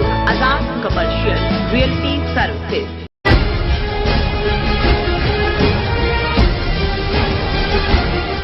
ਦਰਸ਼ਕੋ, ਬ੍ਰੇਕ ਬਾਅਦ ਤੁਹਾਡਾ ਸਭ ਦਾ ਭਰਪੂਰ ਸਵਾਗਤ ਹੈ। ਸੋ ਵਿਊਅਰਸ, ਗੱਲਬਾਤ ਕਰਨ ਜਾ ਰਹੇ ਹਾਂ ਕਿ ਬੀਜੇਪੀ ਦੀ ਰਬਰ ਸਟੈਂਪ ਦ੍ਰੋਪਦੀ ਮੁਰਮੂ ਭਾਰਤ ਦੀ 15ਵੀਂ ਰਾਸ਼ਟਰਪਤੀ ਚੁਣੀ ਗਈ ਹੈ। ਔਰ ਭਾਰਤ ਵਿੱਚ ਜਮਹੂਰੀਅਤ ਮਹਿਜ ਇੱਕ ਡਰਾਮਾ ਹੈ, ਕਿਉਂਕਿ ਵੋਟਾਂ ਖਰੀਦੀਆਂ ਜਾਂਦੀਆਂ ਨੇ। ਸੋ ਇਸ ਬਾਰੇ ਆਪਾਂ ਗੱਲਬਾਤ ਕਰਨ ਜਾ ਰਹੇ ਹਾਂ। ਸੋ ਅਸੀਂ ਚਾਹਾਂਗੇ ਕਿ ਤੁਸੀਂ ਇਸੇ ਤਰ੍ਹਾਂ ਹੀ ਬਣੇ ਰਹਿਣਾ। ਦੇਖਣ, ਸੁਣਨ ਲਈ, ਲਿਖਣ ਲਈ ਤੁਹਾਡਾ ਸਭ ਦਾ ਬਹੁਤ ਬਹੁਤ ਸ਼ੁਕਰੀਆ। ਜੀ ਡਾਕਟਰ ਸਾਹਿਬ, ਕੀ ਕਹਿਣਾ ਚਾਹੋਗੇ? ਦੇਖੋ, ਜਦੋਂ ਵੀ ਇਸ ਕਿਸਮ ਦਾ ਕੋਈ ਨਤੀਜਾ ਕੱਢਣ ਦੇ ਨਾਂ ਥੱਲੇ ਭਾਰਤ ਵੱਲੋਂ ਡਰਮ ਬੀਟ ਕੀਤਾ ਜਾਂਦਾ ਹੈ ਕਿ ਜੀ ਦੇਖੋ ਜਮਹੂਰੀਅਤ ਔਰ ਅਸੀਂ ਆਪਣੀ 15ਵੀਂ ਰਾਸ਼ਟਰਪਤੀ ਇੱਕ ਆਦੀਵਾਸੀ ਔਰਤ ਉੜੀਸਾ ਦੀ ਜਿਹੜੀ ਉਸ ਬੈਲਟ ਚੋਂ ਆਈ ਔਰ ਪਹਿਲੀ ਭਾਰਤ ਦੀ ਯੰਗ ਵੀ ਔਰ ਆਦੀਵਾਸੀ ਵੀ ਚੁਣੀ, ਦੇਖੋ ਭਾਰਤ ਜਮਹੂਰੀਅਤ ਦੇ ਝੰਡੇ ਗੱਡ ਰਿਹਾ ਤੇ ਮੈਨੂੰ ਬਾਰ-ਬਾਰ ਵਿੰਸਟਨ ਚਰਚਲ ਦੀ ਜਿਹੜੀ ਉਹ ਕੀਤੀ ਹੋਈ ਸਪੀਚ ਹੈ ਉਹਨਾਂ ਦੀ ਹਾਊਸ ਆਫ ਲਾਰਡਸ ਜਦੋਂ ਕਿ freedom of India bill mister Attlee ਜਿਹੜੇ ਲੇਬਰ ਪਾਰਟੀ ਦੇ ਪ੍ਰਾਈਮ ਮਿਨਿਸਟਰ ਸੀ ਉਹਨਾਂ ਵੱਲੋਂ ਪੇਸ਼ ਕੀਤਾ ਗਿਆ, ਉਹਨਾਂ ਦੇ ਅਲਫਾਜ਼ ਯਾਦ ਆਉਂਦੇ ਨੇ ਔਰ 75 ਸਾਲ ਬਾਅਦ ਅੱਜ ਜਦੋਂ ਕਿ ਇੱਕ ਪਾਸੇ ਇਹ ਝੂਠ ਮੋਦੀ ਜਿਸ ਅੰਦਾਜ਼ ਦੇ ਵਿੱਚ ਆਜ਼ਾਦੀ ਕਾ ਮਹਾ ਉਤਸਵ ਦੇ ਥੱਲੇ ਜੋ ਕੁਝ ਕਰ ਰਹੇ ਨੇ ਤੇ ਚਰਚਲ ਨੇ ਜੋ ਪ੍ਰੈਡਿਕਸ਼ਨ ਉਸ ਪੀਰੀਅਡ ਦੇ ਵਿੱਚ ਕੀਤੀ ਲਗਭਗ 76 ਸਾਲ ਪਹਿਲਾਂ ਉਹਦਾ ਇੱਕ ਇੱਕ ਅੱਖਰ ਸੱਚ ਸਾਬਤ ਹੁੰਦਾ, ਜਿਹਦੇ 'ਚ ਉਹਨੇ ਕਿਹਾ ਸੀ ਕਿ ਵੀ ਇਹ ਜਿਹੜੀ you are handing over the reins of government in the hands of rogues rascals and freebooters not a ਉਹਨਾਂ ਦੀ ਜਦੋਂ ਤੁਸੀਂ ਉਹ ਸਾਰਾ ਹੀ ਨੈਰੇਟਿਵ ਦੇਖਦੇ ਹੋ ਕਿ ਬਈ ਇਹ ਜਿਹੜੇ ਨੇ ਇਹਨਾਂ ਦੇ ਥੱਲੇ ਤਾਂ ਲੋਕ ਪਿਸਣਗੇ, ਗਰੀਬੀ ਔਰ ਦੂਸਰੇ 'ਚ ਦੁਖੀ ਹੋਣਗੇ ਔਰ ਉਹਨੇ ਉਹਨੂੰ ਕਿਹਾ ਇਨ ਦਾ ਐਂਡ ਕਿ ਬਈ blood of those millions of Indians will be on your head mister Attlee. ਹੁਣ ਪਰ ਕਿਉਂਕਿ ਇੱਕ ਜਮਹੂਰੀਅਤ ਦਾ ਛੁਣਛੁਣਾ ਇਹਨਾਂ ਨੇ ਫੜ ਲਿਆ ਤੇ ਜਮਹੂਰੀਅਤ ਦਾ ਛੁਣਛੁਣਾ ਇਹ ਹੈ ਕਿ ਜਿਹੜੇ 51 ਗਧੇ ਨੇ ਉਹ 49 ਸ਼ੇਰਾਂ ਦੇ ਨਾਲੋਂ ਜ਼ਿਆਦਾ ਤਾਕਤਵਰ ਨੇ, ਫਿਰ ਜਿਹਦੇ ਕੋਲ 51 ਹੋਣਗੇ ਉਹ ਸਿਆਣਾ ਵੀ ਹੈ, ਉਹ ਤਾਕਤ ਵੀ ਉਹਦੇ ਕੋਲ ਹੈ ਤੇ ਜਿਹਦੇ ਕੋਲ ਪਾਵਰ ਹੈ ਉਹ ਫਿਰ ਬਾਕੀ ਹਰ ਇੰਸਟੀਟਿਊਸ਼ਨ ਦੀ ਜਿਹੜੀ ਇਹਨਾਂ ਨੇ ਜਹੀ ਤਹੀ ਫੇਰੀ ਹੈ ਪਿਛਲੇ 75 ਸਾਲਾਂ 'ਚ ਉਹ ਅਸੀਂ ਆਲਮੋਸਟ ਰੋਜ਼ਾਨਾ ਦੌਰਾਂਦੇ ਹੀ ਹਾਂ ਔਰ ਲੈਜਿਸਲੇਚਰ 'ਚ ਬਰੂਟ ਮੈਜੋਰਿਟੀ ਕਿਵੇਂ ਹਾਸਲ ਕੀਤੀ ਜਾਂਦੀ ਹੈ, ਅੱਗੇ ਤਾਂ ਕਿਵੇਂ ਗੁੰਡਿਆਂ ਨੂੰ ਇਸਤੇਮਾਲ ਕਰਨਾ, ਕਈ ਥਾਂ ਤੇ ਵੋਟਾਂ ਪਵਾਉਣ ਲਈ, ਕਈ ਥਾਂ ਤੇ ਇਸ ਲਈ ਇਸਤੇਮਾਲ ਕਰਨਾ ਕਿ ਉਹ ਵੋਟਾਂ ਪਾਉਣ ਨਾ ਆਉਣ ਕਿਉਂਕਿ ਉਹਨਾਂ ਨੂੰ ਸੀ ਵੀ ਪੈਸੇ ਲੈ ਕੇ ਵੀ ਉਹ ਪਤਾ ਨਹੀਂ ਉਹਨੇ ਅੰਦਰ ਵੜ ਕੇ ਮੋਹਰ ਕਿਹਨੂੰ ਲਾ ਦੇਣੀ ਹੈ, ਜਿਹੜੀ ਉਹਨਾਂ ਨੂੰ ਲੱਗਦਾ ਸੀ ਵੀ ਇਹ ਸੇਫ ਦੂਜੀ ਧਿਰ ਦੀਆਂ ਵੋਟਾਂ ਨੇ ਉਹਨਾਂ ਨੂੰ ਰੋਕਣਾ ਔਰ ਯੂਪੀ ਬਿਹਾਰ ਕਿਸ ਕਿਸਮ ਦੀ ਗੁੰਡਾਗਰਦੀ ਔਰ ਦੂਸਰਾ ਪਾਰਟ ਸੀ। ਹੁਣ ਇਸ ਸਭ ਦੇ ਚੱਲਦਿਆਂ ਜਿਹੜੀਆਂ ਮਸ਼ੀਨਾਂ ਦੇ ਰਾਹੀਂ VOTING ਦੀ ਲਾਈਨ ਆ ਉਹਨੇ ਹੋਰ ਵੀ ਸੌਖਾ ਕਰਤਾ ਕਿ ਭਾਈ ਉਹ ਕਿੱਥੇ ਕੀ ਕੋਡ ਬਣਾਉਣਾ ਹੈ ਕੀ ਕਰਨਾ, ਲੇਕਿਨ ਇਸ ਸਭ ਦੇ ਬਾਵਜੂਦ ਜਿਵੇਂ ਇੱਕ ਜਿਹੜਾ ਝੂਠਾ ਹੁੰਦਾ ਹੈ ਉਹ ਬਹੁਤ ਸਾਰੇ ਸਬੂਤ ਇਕੱਠੇ ਕਰਦਾ ਹੈ ਇਹ ਸਾਬਤ ਕਰਨ ਦੇ ਲਈ ਕਿ ਕਿਤੇ ਮੇਰਾ ਝੂਠ ਫੜਿਆ ਨਾ ਜਾਏ ਔਰ ਸਿਆਣਿਆਂ ਦਾ ਇਹ ਵੀ ਕਹਿਣਾ ਹੁੰਦਾ ਹੈ ਕਿ ਜਿਹੜੇ ਟੂ ਮੈਨੀ ਐਵੀਡੈਂਸਿਸ ਹੁੰਦੀਆਂ ਨੇ ਇਹ ਆਪਣੇ ਆਪ 'ਚ ਇਸ ਗੱਲ ਦਾ ਸਬੂਤ ਹੁੰਦਾ ਹੈ ਕਿ ਕਹਾਣੀ ਝੂਠੀ ਹੈ, ਇਹ ਜਿਹੜੇ ਸਬੂਤ ਨੇ ਇਹ ਘੜੇ ਜਾ ਰਹੇ ਨੇ, ਇਹਨਾਂ ਨੂੰ ਬਣਾਇਆ ਜਾ ਰਿਹਾ।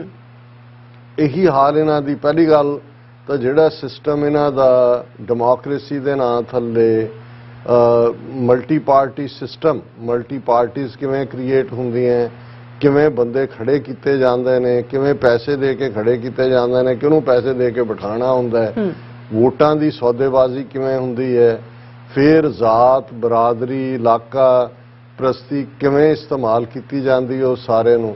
ਔਰ ਜਦੋਂ ਦਾ ਹਿੰਦੂ ਤਵੀਆਂ ਨੇ ਬਾਬਰੀ ਮਸਜਿਦ ਢਾਹ ਕੇ ਆਪਣਾ ਹਿੰਦੂਤਵੀ ਏਜੰਡਾ ਸਾਹਮਣੇ ਲਿਆਂਦਾ ਉਦੋਂ ਤੁਸੀਂ ਦੇਖੋ ਕਿ ਕਿਵੇਂ ਹਿੰਦੂਤਵਾਦੀ ਅਦਰਵਾਈਜ਼ ਇਹਨਾਂ ਦਾ ਕਨਸਟੀਟਿਊਸ਼ਨ ਇਹ ਕਹਿੰਦਾ ਹੈ ਕਿ ਜੀ ਤੁਸੀਂ ਧਰਮ ਦੇ ਨਾਂ ਤੇ ਜਾਂ ਜ਼ਾਤ ਦੇ ਨਾਂ ਤੇ ਵੋਟਾਂ ਨਹੀਂ ਮੰਗ ਸਕਦੇ ਜਾਂ ਨਫ਼ਰਤ ਨਹੀਂ ਫੈਲਾ ਸਕਦੇ ਜਾਂ ਇਲੈਕਟਰਲ ਪੋਲਿਟਿਕਸ ਨਹੀਂ ਆ ਸਕਦੇ, ਪਰ ਉਹੀ ਸੁਪਰੀਮ ਕੋਰਟ ਜਸਟਿਸ ਮਾਰਕੰਡੇ ਦੇ ਵੇੜੇ 'ਚ ਜਦੋਂ ਉਹ ਇਸ ਕੇਸ ਨੂੰ ਲੈ ਕੇ ਜਾਂਦਾ ਹੈ ਇਹ ਕਹਿੰਦਾ ਹੈ ਕਿ ਹਿੰਦੂਤਵਾ ਜਿਹੜਾ ਹੈ ਇਹ ਧਰਮ ਨਹੀਂ ਹੈ, ਇਹ ਵੇ ਆਫ ਲਾਈਫ ਹੈ। ਹੁਣ ਹਿੰਦੂਤਵਾ ਦੇ ਨਾਂ ਥੱਲੇ ਤੁਸੀਂ ਮੁਸਲਮਾਨਾਂ ਨੂੰ ਡੀਫਰੈਂਚਾਈਜ਼ ਕਰ ਦਿਓ, ਉਹਨਾਂ ਦਾ ਕਤਲੇਆਮ ਕਰੋ, ਈਸਾਈਆਂ ਨੂੰ ਤੁਸੀਂ ਅਬਰਾਹਮੈਨਿਕ ਰਿਲੀਜਨ ਦੇ ਨਾਲ ਜੋੜ ਕੇ ਉਹਨੂੰ ਜਿਹੜਾ ਨੈਗੇਟ ਕਰੋ, ਸਿੱਖਾਂ ਨੂੰ ਤੁਸੀਂ ਡੈਥ ਕਿਸ ਦੇ ਨਾਲ ਮਾਰ ਦਿਓ, ਬੋਧੀਆਂ ਨੂੰ ਜੈਨੀਆਂ ਨੂੰ ਕਿ ਜੀ ਇਹ ਹਿੰਦੂ ਧਰਮ ਦਾ ਹੈ, ਉਹ ਸਭ ਜਸਟੀਫਾਈਡ ਹੈ ਕਿਉਂਕਿ ਸੁਪਰੀਮ ਕੋਰਟ ਨੇ ਫੈਸਲਾ ਸੁਣਾ ਦਿੱਤਾ ਹੈ ਕਿ ਹਿੰਦੂਤਵਾ ਦੇ ਨਾਂ ਥੱਲੇ ਵੋਟਾਂ ਮੰਗਣੀਆਂ ਕੋਈ ਮਜ਼ਹਬ ਦੇ ਨਾਂ ਥੱਲੇ ਨੇ, ਇਹ ਵੇ ਆਫ ਲਾਈਫ ਹੈ। ਸੋ ਉਸ ਤੋਂ ਬਾਅਦ ਅਸੀਂ ਦੇਖਦੇ ਹਾਂ ਕਿ ਸਿੱਧੀ ਨਫ਼ਰਤ, ਲੇਕਿਨ ਇਸ ਸਭ ਦੇ ਚੱਲਦਿਆਂ ਵੀ ਇਹਨਾਂ ਨੂੰ ਜਿਹੜਾ ਹਿੰਦੂ ਤਵੀਆਂ ਦੇ ਕੋਲ ਪਾਵਰ ਆਈ ਹੈ ਇਹ ਖੌਫ ਰਹਿੰਦਾ ਹੈ ਕਿ ਕਿਤੇ ਜਦੋਂ ਵੀ ਕਿਤੇ ਸੀਕ੍ਰੇਟ ਬੈਲਟ ਜਾਂ ਦੂਜੀ ਹੁੰਦੀ ਹੈ ਕਿਸੇ ਮਰੇ ਹੋਏ ਦੀ ਵੀ ਮਰੀ ਜ਼ਮੀਰ ਜਾਗ ਨਾ ਪਏ ਔਰ ਕੋਈ ਉਲਟ ਪੁਲਟ ਨਾ ਹੋ ਜਾਣ ਨਤੀਜੇ। ਸੋ ਉਹਨਾਂ ਨੇ ਇਸ ਵਾਰ ਜਦੋਂ ਕਿਉਂਕਿ ਇਸ ਤੋਂ ਪਹਿਲਾਂ ਵੀ ਜਿਹੜੇ ਮਿਸਟਰ ਕੋਵਿੰਦ ਜਿਹਨੂੰ ਰਾਸ਼ਟਰਪਤੀ ਬਣਾਇਆ ਉਹ ਵੀ ਇਹ ਕਹਿ ਕੇ ਜੀ ਇਹ ਅਸੀਂ ਇੱਕ ਦਲਿਤ ਨੂੰ ਜਿਹੜਾ ਉਹ ਪ੍ਰੈਜ਼ੀਡੈਂਟ ਬਣਾ ਰਹੇ ਹਾਂ, ਫਸਟ ਟਾਈਮ ਅਸੀਂ ਇਹ ਕਰ ਰਹੇ ਹਾਂ। ਇਸ ਕਿਸਮ ਦੇ ਡਰਾਮੇ ਨਹਿਰੂ ਦੇ ਜ਼ਮਾਨੇ ਤੋਂ ਹੀ, ਹਾਲਾਂ ਇੰਡੀਆ ਦਾ ਪਹਿਲਾ ਜਿਹੜਾ ਪ੍ਰੈਜ਼ੀਡੈਂਟ ਹੈ ਉਹ ਡਾਕਟਰ ਰਜਿੰਦਰ ਪ੍ਰਸਾਦ ਬਣਿਆ ਜਦੋਂ 1950 ਤੋਂ ਬਾਅਦ ਰਾਸ਼ਟਰਪਤੀ ਜਿਹੜਾ ਪਹਿਲਾ ਬਣਦਾ। ਔਰ ਅਸੀਂ ਦੱਸਿਆ ਸੀ ਕਿ ਵੀ ਰਜਿੰਦਰ ਪ੍ਰਸਾਦ ਨੇ ਦਬਾਅ ਬਣਾ ਕੇ ਨਹਿਰੂ ਦੇ ਉੱਤੇ ਸੋਮਨਾਥ ਦਾ ਮੰਦਿਰ ਜਿਹੜਾ ਉਹ ਸਰਕਾਰੀ ਖਰਚ ਦੇ ਉੱਤੇ ਬਣਵਾਇਆ ਸੀ। ਫਿਰ ਇਹ ਦੱਸਣ ਲਈ ਕਿ ਜੀ ਭਾਰਤ ਦੇ ਵਿੱਚ ਜਿਹੜਾ ਅਸੀਂ ਜਿਹੜੀ ਦੂਸਰੀ ਹਿੰਦੂਆਂ ਤੋਂ ਬਾਅਦ ਦੂਸਰੀ ਵੱਡੀ ਮਾਈਨੋਰਿਟੀ ਉਹ ਤਾਂ ਮੁਸਲਮਾਨ ਨੇ।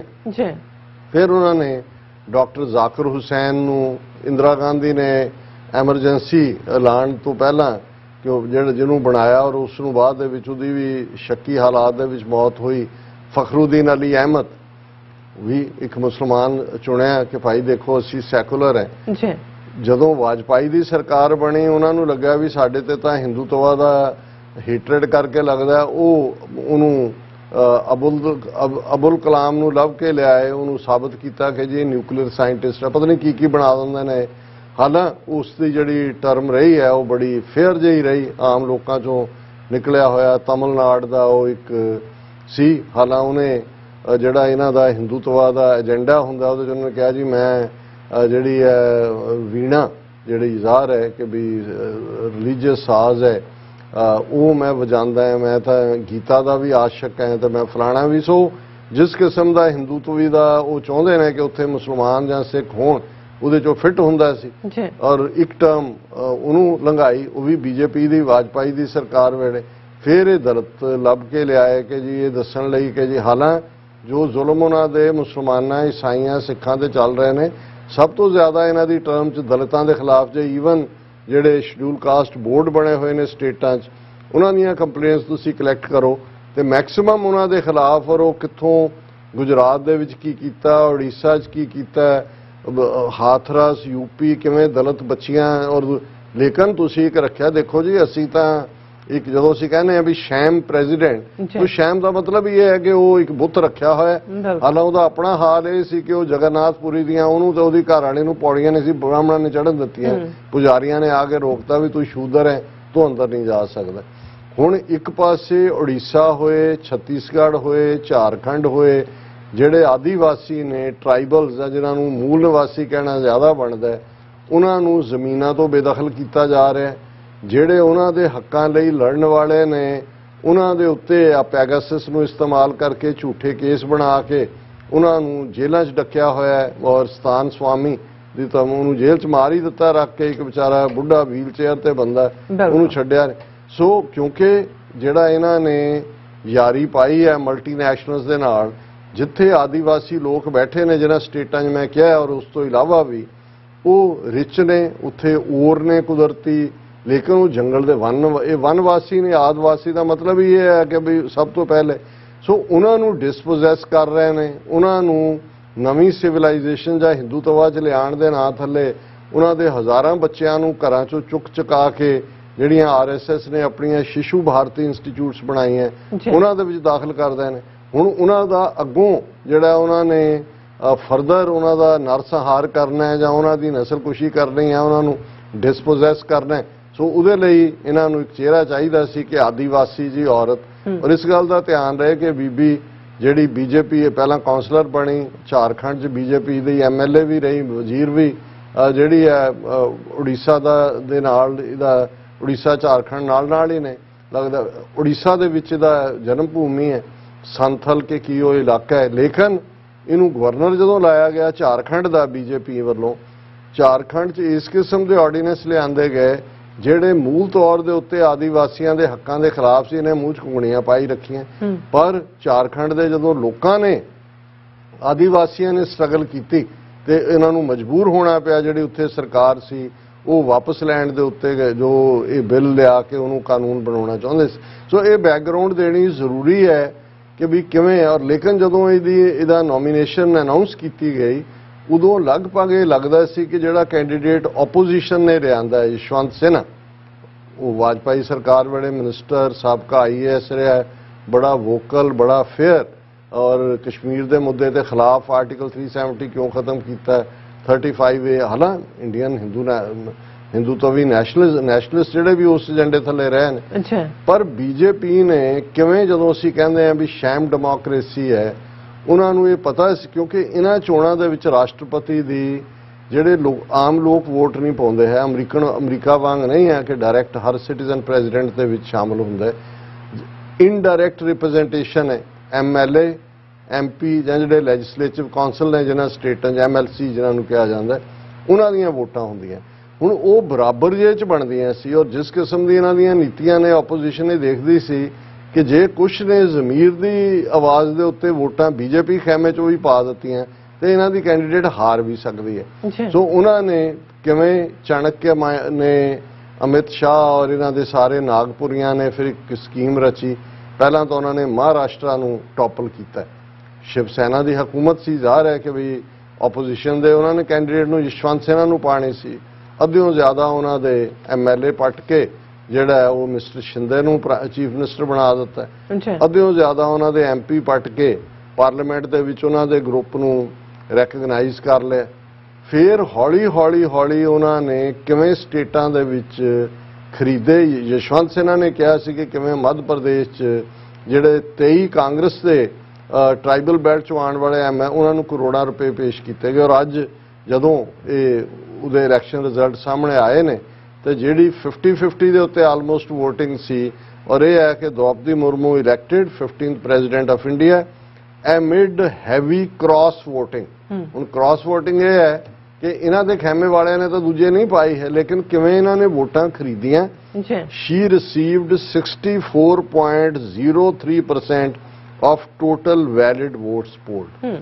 ਹੁਣ 64% ਵੋਟਾਂ, ਔਰ ਕਿੱਥੇ ਕ੍ਰਾਸ ਜਿਹੜੀ ਹੈ VOTING ਦੇ ਨਾਂ ਥੱਲੇ ਇਹਨਾਂ ਨੇ ਵੋਟਾਂ ਖਰੀਦੀਆਂ, ਉਹਦੀ ਡੀਟੇਲ ਇਹਨਾਂ ਦੇ ਆਪਣੇ ਮੀਡੀਆ ਨੇ ਹੀ ਦਿੱਤੀ ਹੈ ਕਿ ਭਾਈ ਕ੍ਰਾਸ ਵੋਟਿੰਗ ਕੀ ਹੈ।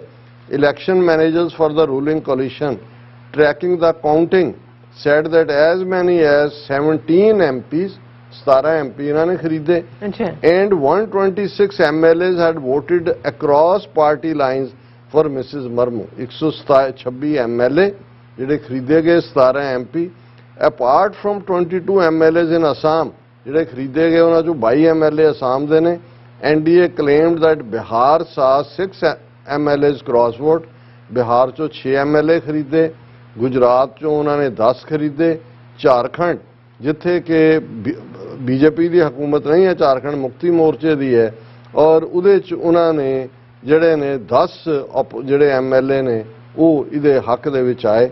ਮੱਧ ਪ੍ਰਦੇਸ਼ ਚੋਂ ਜਿਹਦੇ 'ਚ ਨੇ ਯਸ਼ਵੰਤ ਸਿਨਹਾ ਨੇ ਕਿਹਾ ਸੀ ਕਿ 22 MLA ਨੂੰ ਕਰੋੜਾਂ ਰੁਪਏ ਆਫਰ ਕੀਤੇ ਗਏ, ਉਹਦੇ 'ਚੋਂ ਕਾਮਯਾਬ ਰਹੇ ਖਰੀਦਣ 'ਚ। 19 MLA ਨੇ ਕ੍ਰਾਸ ਵੋਟ ਕੀਤਾ। ਇਸੇ ਤਰ੍ਹਾਂ 16 ਜਿਹੜੇ ਨੇ ਉਹਨਾਂ ਨੇ ਮਹਾਰਾਸ਼ਟਰ ਦੇ ਵਿੱਚ ਕੀਤਾ। ਸੋ ਉਹਨਾਂ ਨੇ ਕਿਹਾ ਕਿ ਵੀ ਸਾਰੇ ਦੇ ਚੱਲਦੇ ਆ, ਬਾਕੀ ਤਾਂ ਫਿਰ ਗੱਲ ਹੀ ਮੁੱਕ ਜਾਂਦੀ ਹੈ, ਉਹ ਤੁਸੀਂ 66 ਬਣਾ ਲਓ, 90 ਬਣਾ ਲਓ।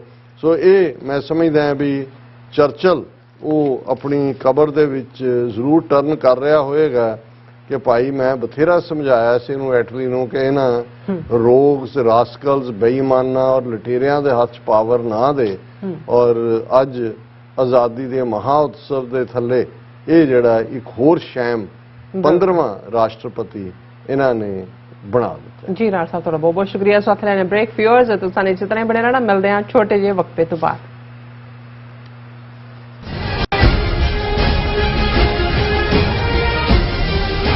ਕੀ ਤੁਹਾਨੂੰ 30, 40 ਜਾਂ 50 ਦਿਨ ਵੇਟ ਕਰਨੀ ਪੈ ਰਹੀ ਹੈ ਤੁਹਾਡੇ ਚੈੱਕ ਲਈ?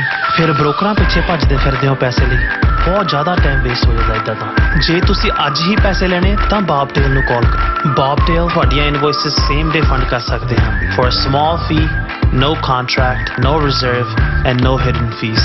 ਅੱਜ ਹੀ ਕਾਲ ਕਰੋ ਬੌਬਟੇਲ ਨੂੰ ਤੇ ਤੁਹਾਡਾ ਪਹਿਲਾ ਮਹੀਨਾ ਫ੍ਰੀ। 410 204 2084। ਅਗੇਨ 410 204 2084। ਕੀ ਤੁਸੀਂ ਆਪਣੇ ਟੈਕਸਸ ਨੂੰ ਲੈ ਕੇ ਚਿੰਤਤ ਹੋ? ਤੁਸੀਂ ਆਪਣੀ ਕਮਾਈ ਲਈ ਮਿਹਨਤ ਕਰਦੇ ਹੋ, ਭਾਵੇਂ ਤੁਸੀਂ ਨੌਕਰੀ ਵਿੱਚ ਹੋਵੋ ਜਾਂ ਆਪਣਾ ਬਿਜ਼ਨਸ ਚਲਾਉਂਦੇ ਹੋ। ਜਦੋਂ ਟੈਕਸ ਭਰਨ ਦਾ ਸਮਾਂ ਆਉਂਦਾ ਤਾਂ ਤੁਹਾਨੂੰ ਇੱਕ ਭਰੋਸੇਯੋਗ ਟੈਕਸ ਅਕਾਊਂਟੈਂਟ ਦੀ ਲੋੜ ਹੈ ਜੋ ਟੈਕਸ ਬੈਲੈਂਸ ਦਾ ਤੁਹਾਡੇ ਪੱਖ ਵਿੱਚ ਜਾਣਾ ਯਕੀਨੀ ਬਣਾਵੇ। ਸਿਆਟਲ ਦੀ ਜਾਣੀ ਪਛਾਣੀ company accurate accountants and taxes ਤੁਹਾਡੀ ਸੇਵਾ ਵਿੱਚ ਹਾਜ਼ਰ ਹੈ। ਅਸੀਂ ਹਰ ਤਰ੍ਹਾਂ ਦੇ ਟੈਕਸ ਭਰਨ ਵਿੱਚ ਤੁਹਾਡੀ ਮਦਦ ਕਰਾਂਗੇ। ਟੈਕਸ ਸੰਬੰਧੀ ਕਿਸੇ ਵੀ ਤਰ੍ਹਾਂ ਦੇ ਸਵਾਲ ਲਈ ਅੱਜ ਹੀ ਸਾਡੇ ਤੱਕ ਪਹੁੰਚ ਕਰੋ। Accurate accountants and Texas.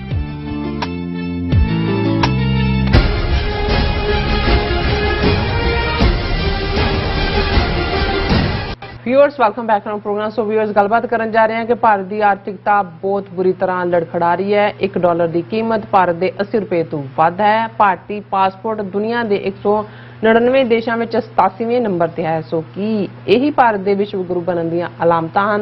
इस बारे आप गलबात करन जा रहे हैं। सो असीं चाहांगे कि तुसीं इसी तरह जुड़े रहना। देखण सुनने लिखण लई तुहाडा सब दा बहुत बहुत धन्नवाद जी। डॉक्टर साहब की कहना चाहोगे? देखो पहला तो विश्व गुरु भारत की जय जय बुला के गल शुरू करी है ना कि हिंदू तो भी उन्होंने भी लगे कि भाई साडी जय हो रही है दूर अमरीका दे न्यूयॉर्क शहर दे देखो ਜਿਹੜੀਆਂ ਕੌਮਾਂ ਨੂੰ ਤਾਨਾਸ਼ਾਹ ਕਿਸਮ ਦੇ ਲੋਕ ਮੂਰਖ ਬਣਾਉਂਦੇ ਨੇ। ਹਾਲਾਂ ਅਕਸਰ ਇੱਕ ਕੋਟ ਕਹੀ ਜਾਂਦੀ ਹੈ ਕਿ ਵੀ ਅੰਗਰੇਜ਼ੀ ਚ ਕਹਿੰਦੇ ਨੇ ਕਿ you can fool people, you can fool people, some people all the time, you can fool some for some time। ਮੈਨੂੰ ਹੁਣ ਉਹਦਾ ਐਗਜ਼ੈਕਟ ਕੋਟ ਨਹੀਂ ਹੈ ਕਿ ਵੀ ਤੁਸੀਂ ਲੋਕਾਂ ਨੂੰ ਕੁਛ ਨੂੰ ਹਮੇਸ਼ਾ ਲਈ ਮੂਰਖ ਬਣਾ ਸਕਦੇ ਹੋ, ਲੇਕਿਨ ਸਭ ਲੋਕਾਂ ਨੂੰ you can't fool all the people all the time, ਹਰ ਵੇਲੇ ਨਹੀਂ ਬਣਾ। ਲੇਕਿਨ ਇਹ ਗੱਲ ਜਦੋਂ ਅਸੀਂ ਤਾਨਾਸ਼ਾਹ ਦੇ ਹਵਾਲੇ ਨਾਲ ਗੱਲ ਕਰਦੇ ਹਾਂ, ਡਿਕਟੇਟੋਰੀਅਲ ਜਾਂ ਜਿਵੇਂ ਨਾਜ਼ੀਆਂ ਦੀ ਜਾਂ ਫਾਸ਼ੀਵਾਦੀਆਂ ਦੀ ਗੱਲ ਹੁੰਦੀ ਹੈ, ਜਾਂ ਅੱਜ ਅਸੀਂ ਮੋਦੀ ਔਰ RSS ਦੇ ਹਿੰਦੂਤਵਾਦ ਦੇ ਥੱਲੇ ਗੱਲ ਕਰਦੇ ਹਾਂ ਕਿ ਲੋਕਾਂ ਨੂੰ ਇੱਕ ਖਾਸ ਕਿਸਮ ਦੀ ਗਜ਼ਾ ਬਣਾ ਕੇ ਦਿੱਤੀ ਜਾਂਦੀ ਹੈ।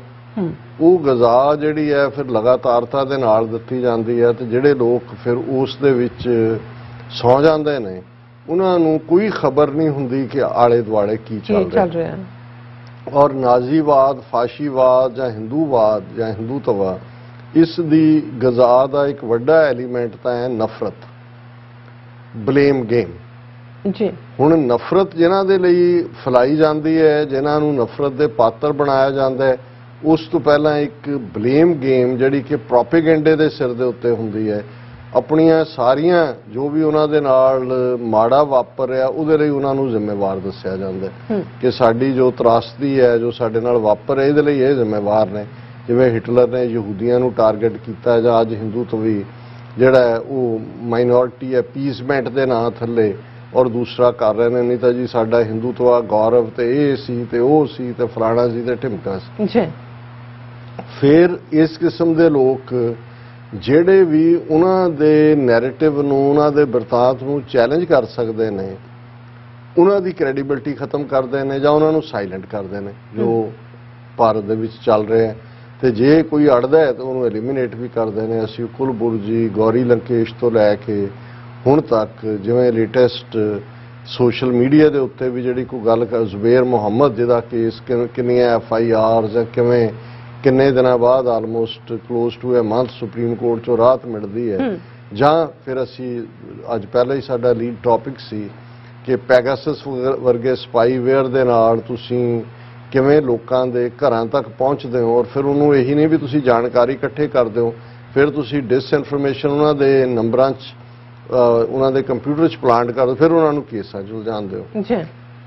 ਇਹ ਸਾਰੇ ਜਿਹੜੇ ਤੌਰ ਤਰੀਕੇ ਨੇ ਇਹ ਚੱਲ ਰਹੇ ਨੇ। ਲੇਕਿਨ ਲੋਕਾਂ ਨੂੰ ਜਿੱਥੇ ਕਿ ਬੇਸਿਕ ਫੰਡਾਮੈਂਟਲ ਫਰੀडम्स ਐਰੋਡ ਹੀ ਨਹੀਂ ਹੜੱਪ ਕੀਤੀਆਂ ਜਾ ਰਹੀਆਂ, ਜਿੱਥੇ ਆਮ ਲੋਕ ਔਰ ਜਿਵੇਂ ਜੇ ਤੁਸੀਂ COVID-19 ਦੇ ਹਵਾਲੇ ਨਾਲ ਦੇਖੋ ਕਿ ਵਰਲਡ ਹੈਲਥ ਆਰਗੇਨਾਈਜੇਸ਼ਨ ਤੋਂ ਕ੍ਰੈਡੀਬਲ ਤਾਂ ਕੋਈ ਹੈਲਥ ਦੀ ਦੁਨੀਆ ਦੀ ਕੋਈ ਸੰਸਥਾ ਨਹੀਂ ਹੈ।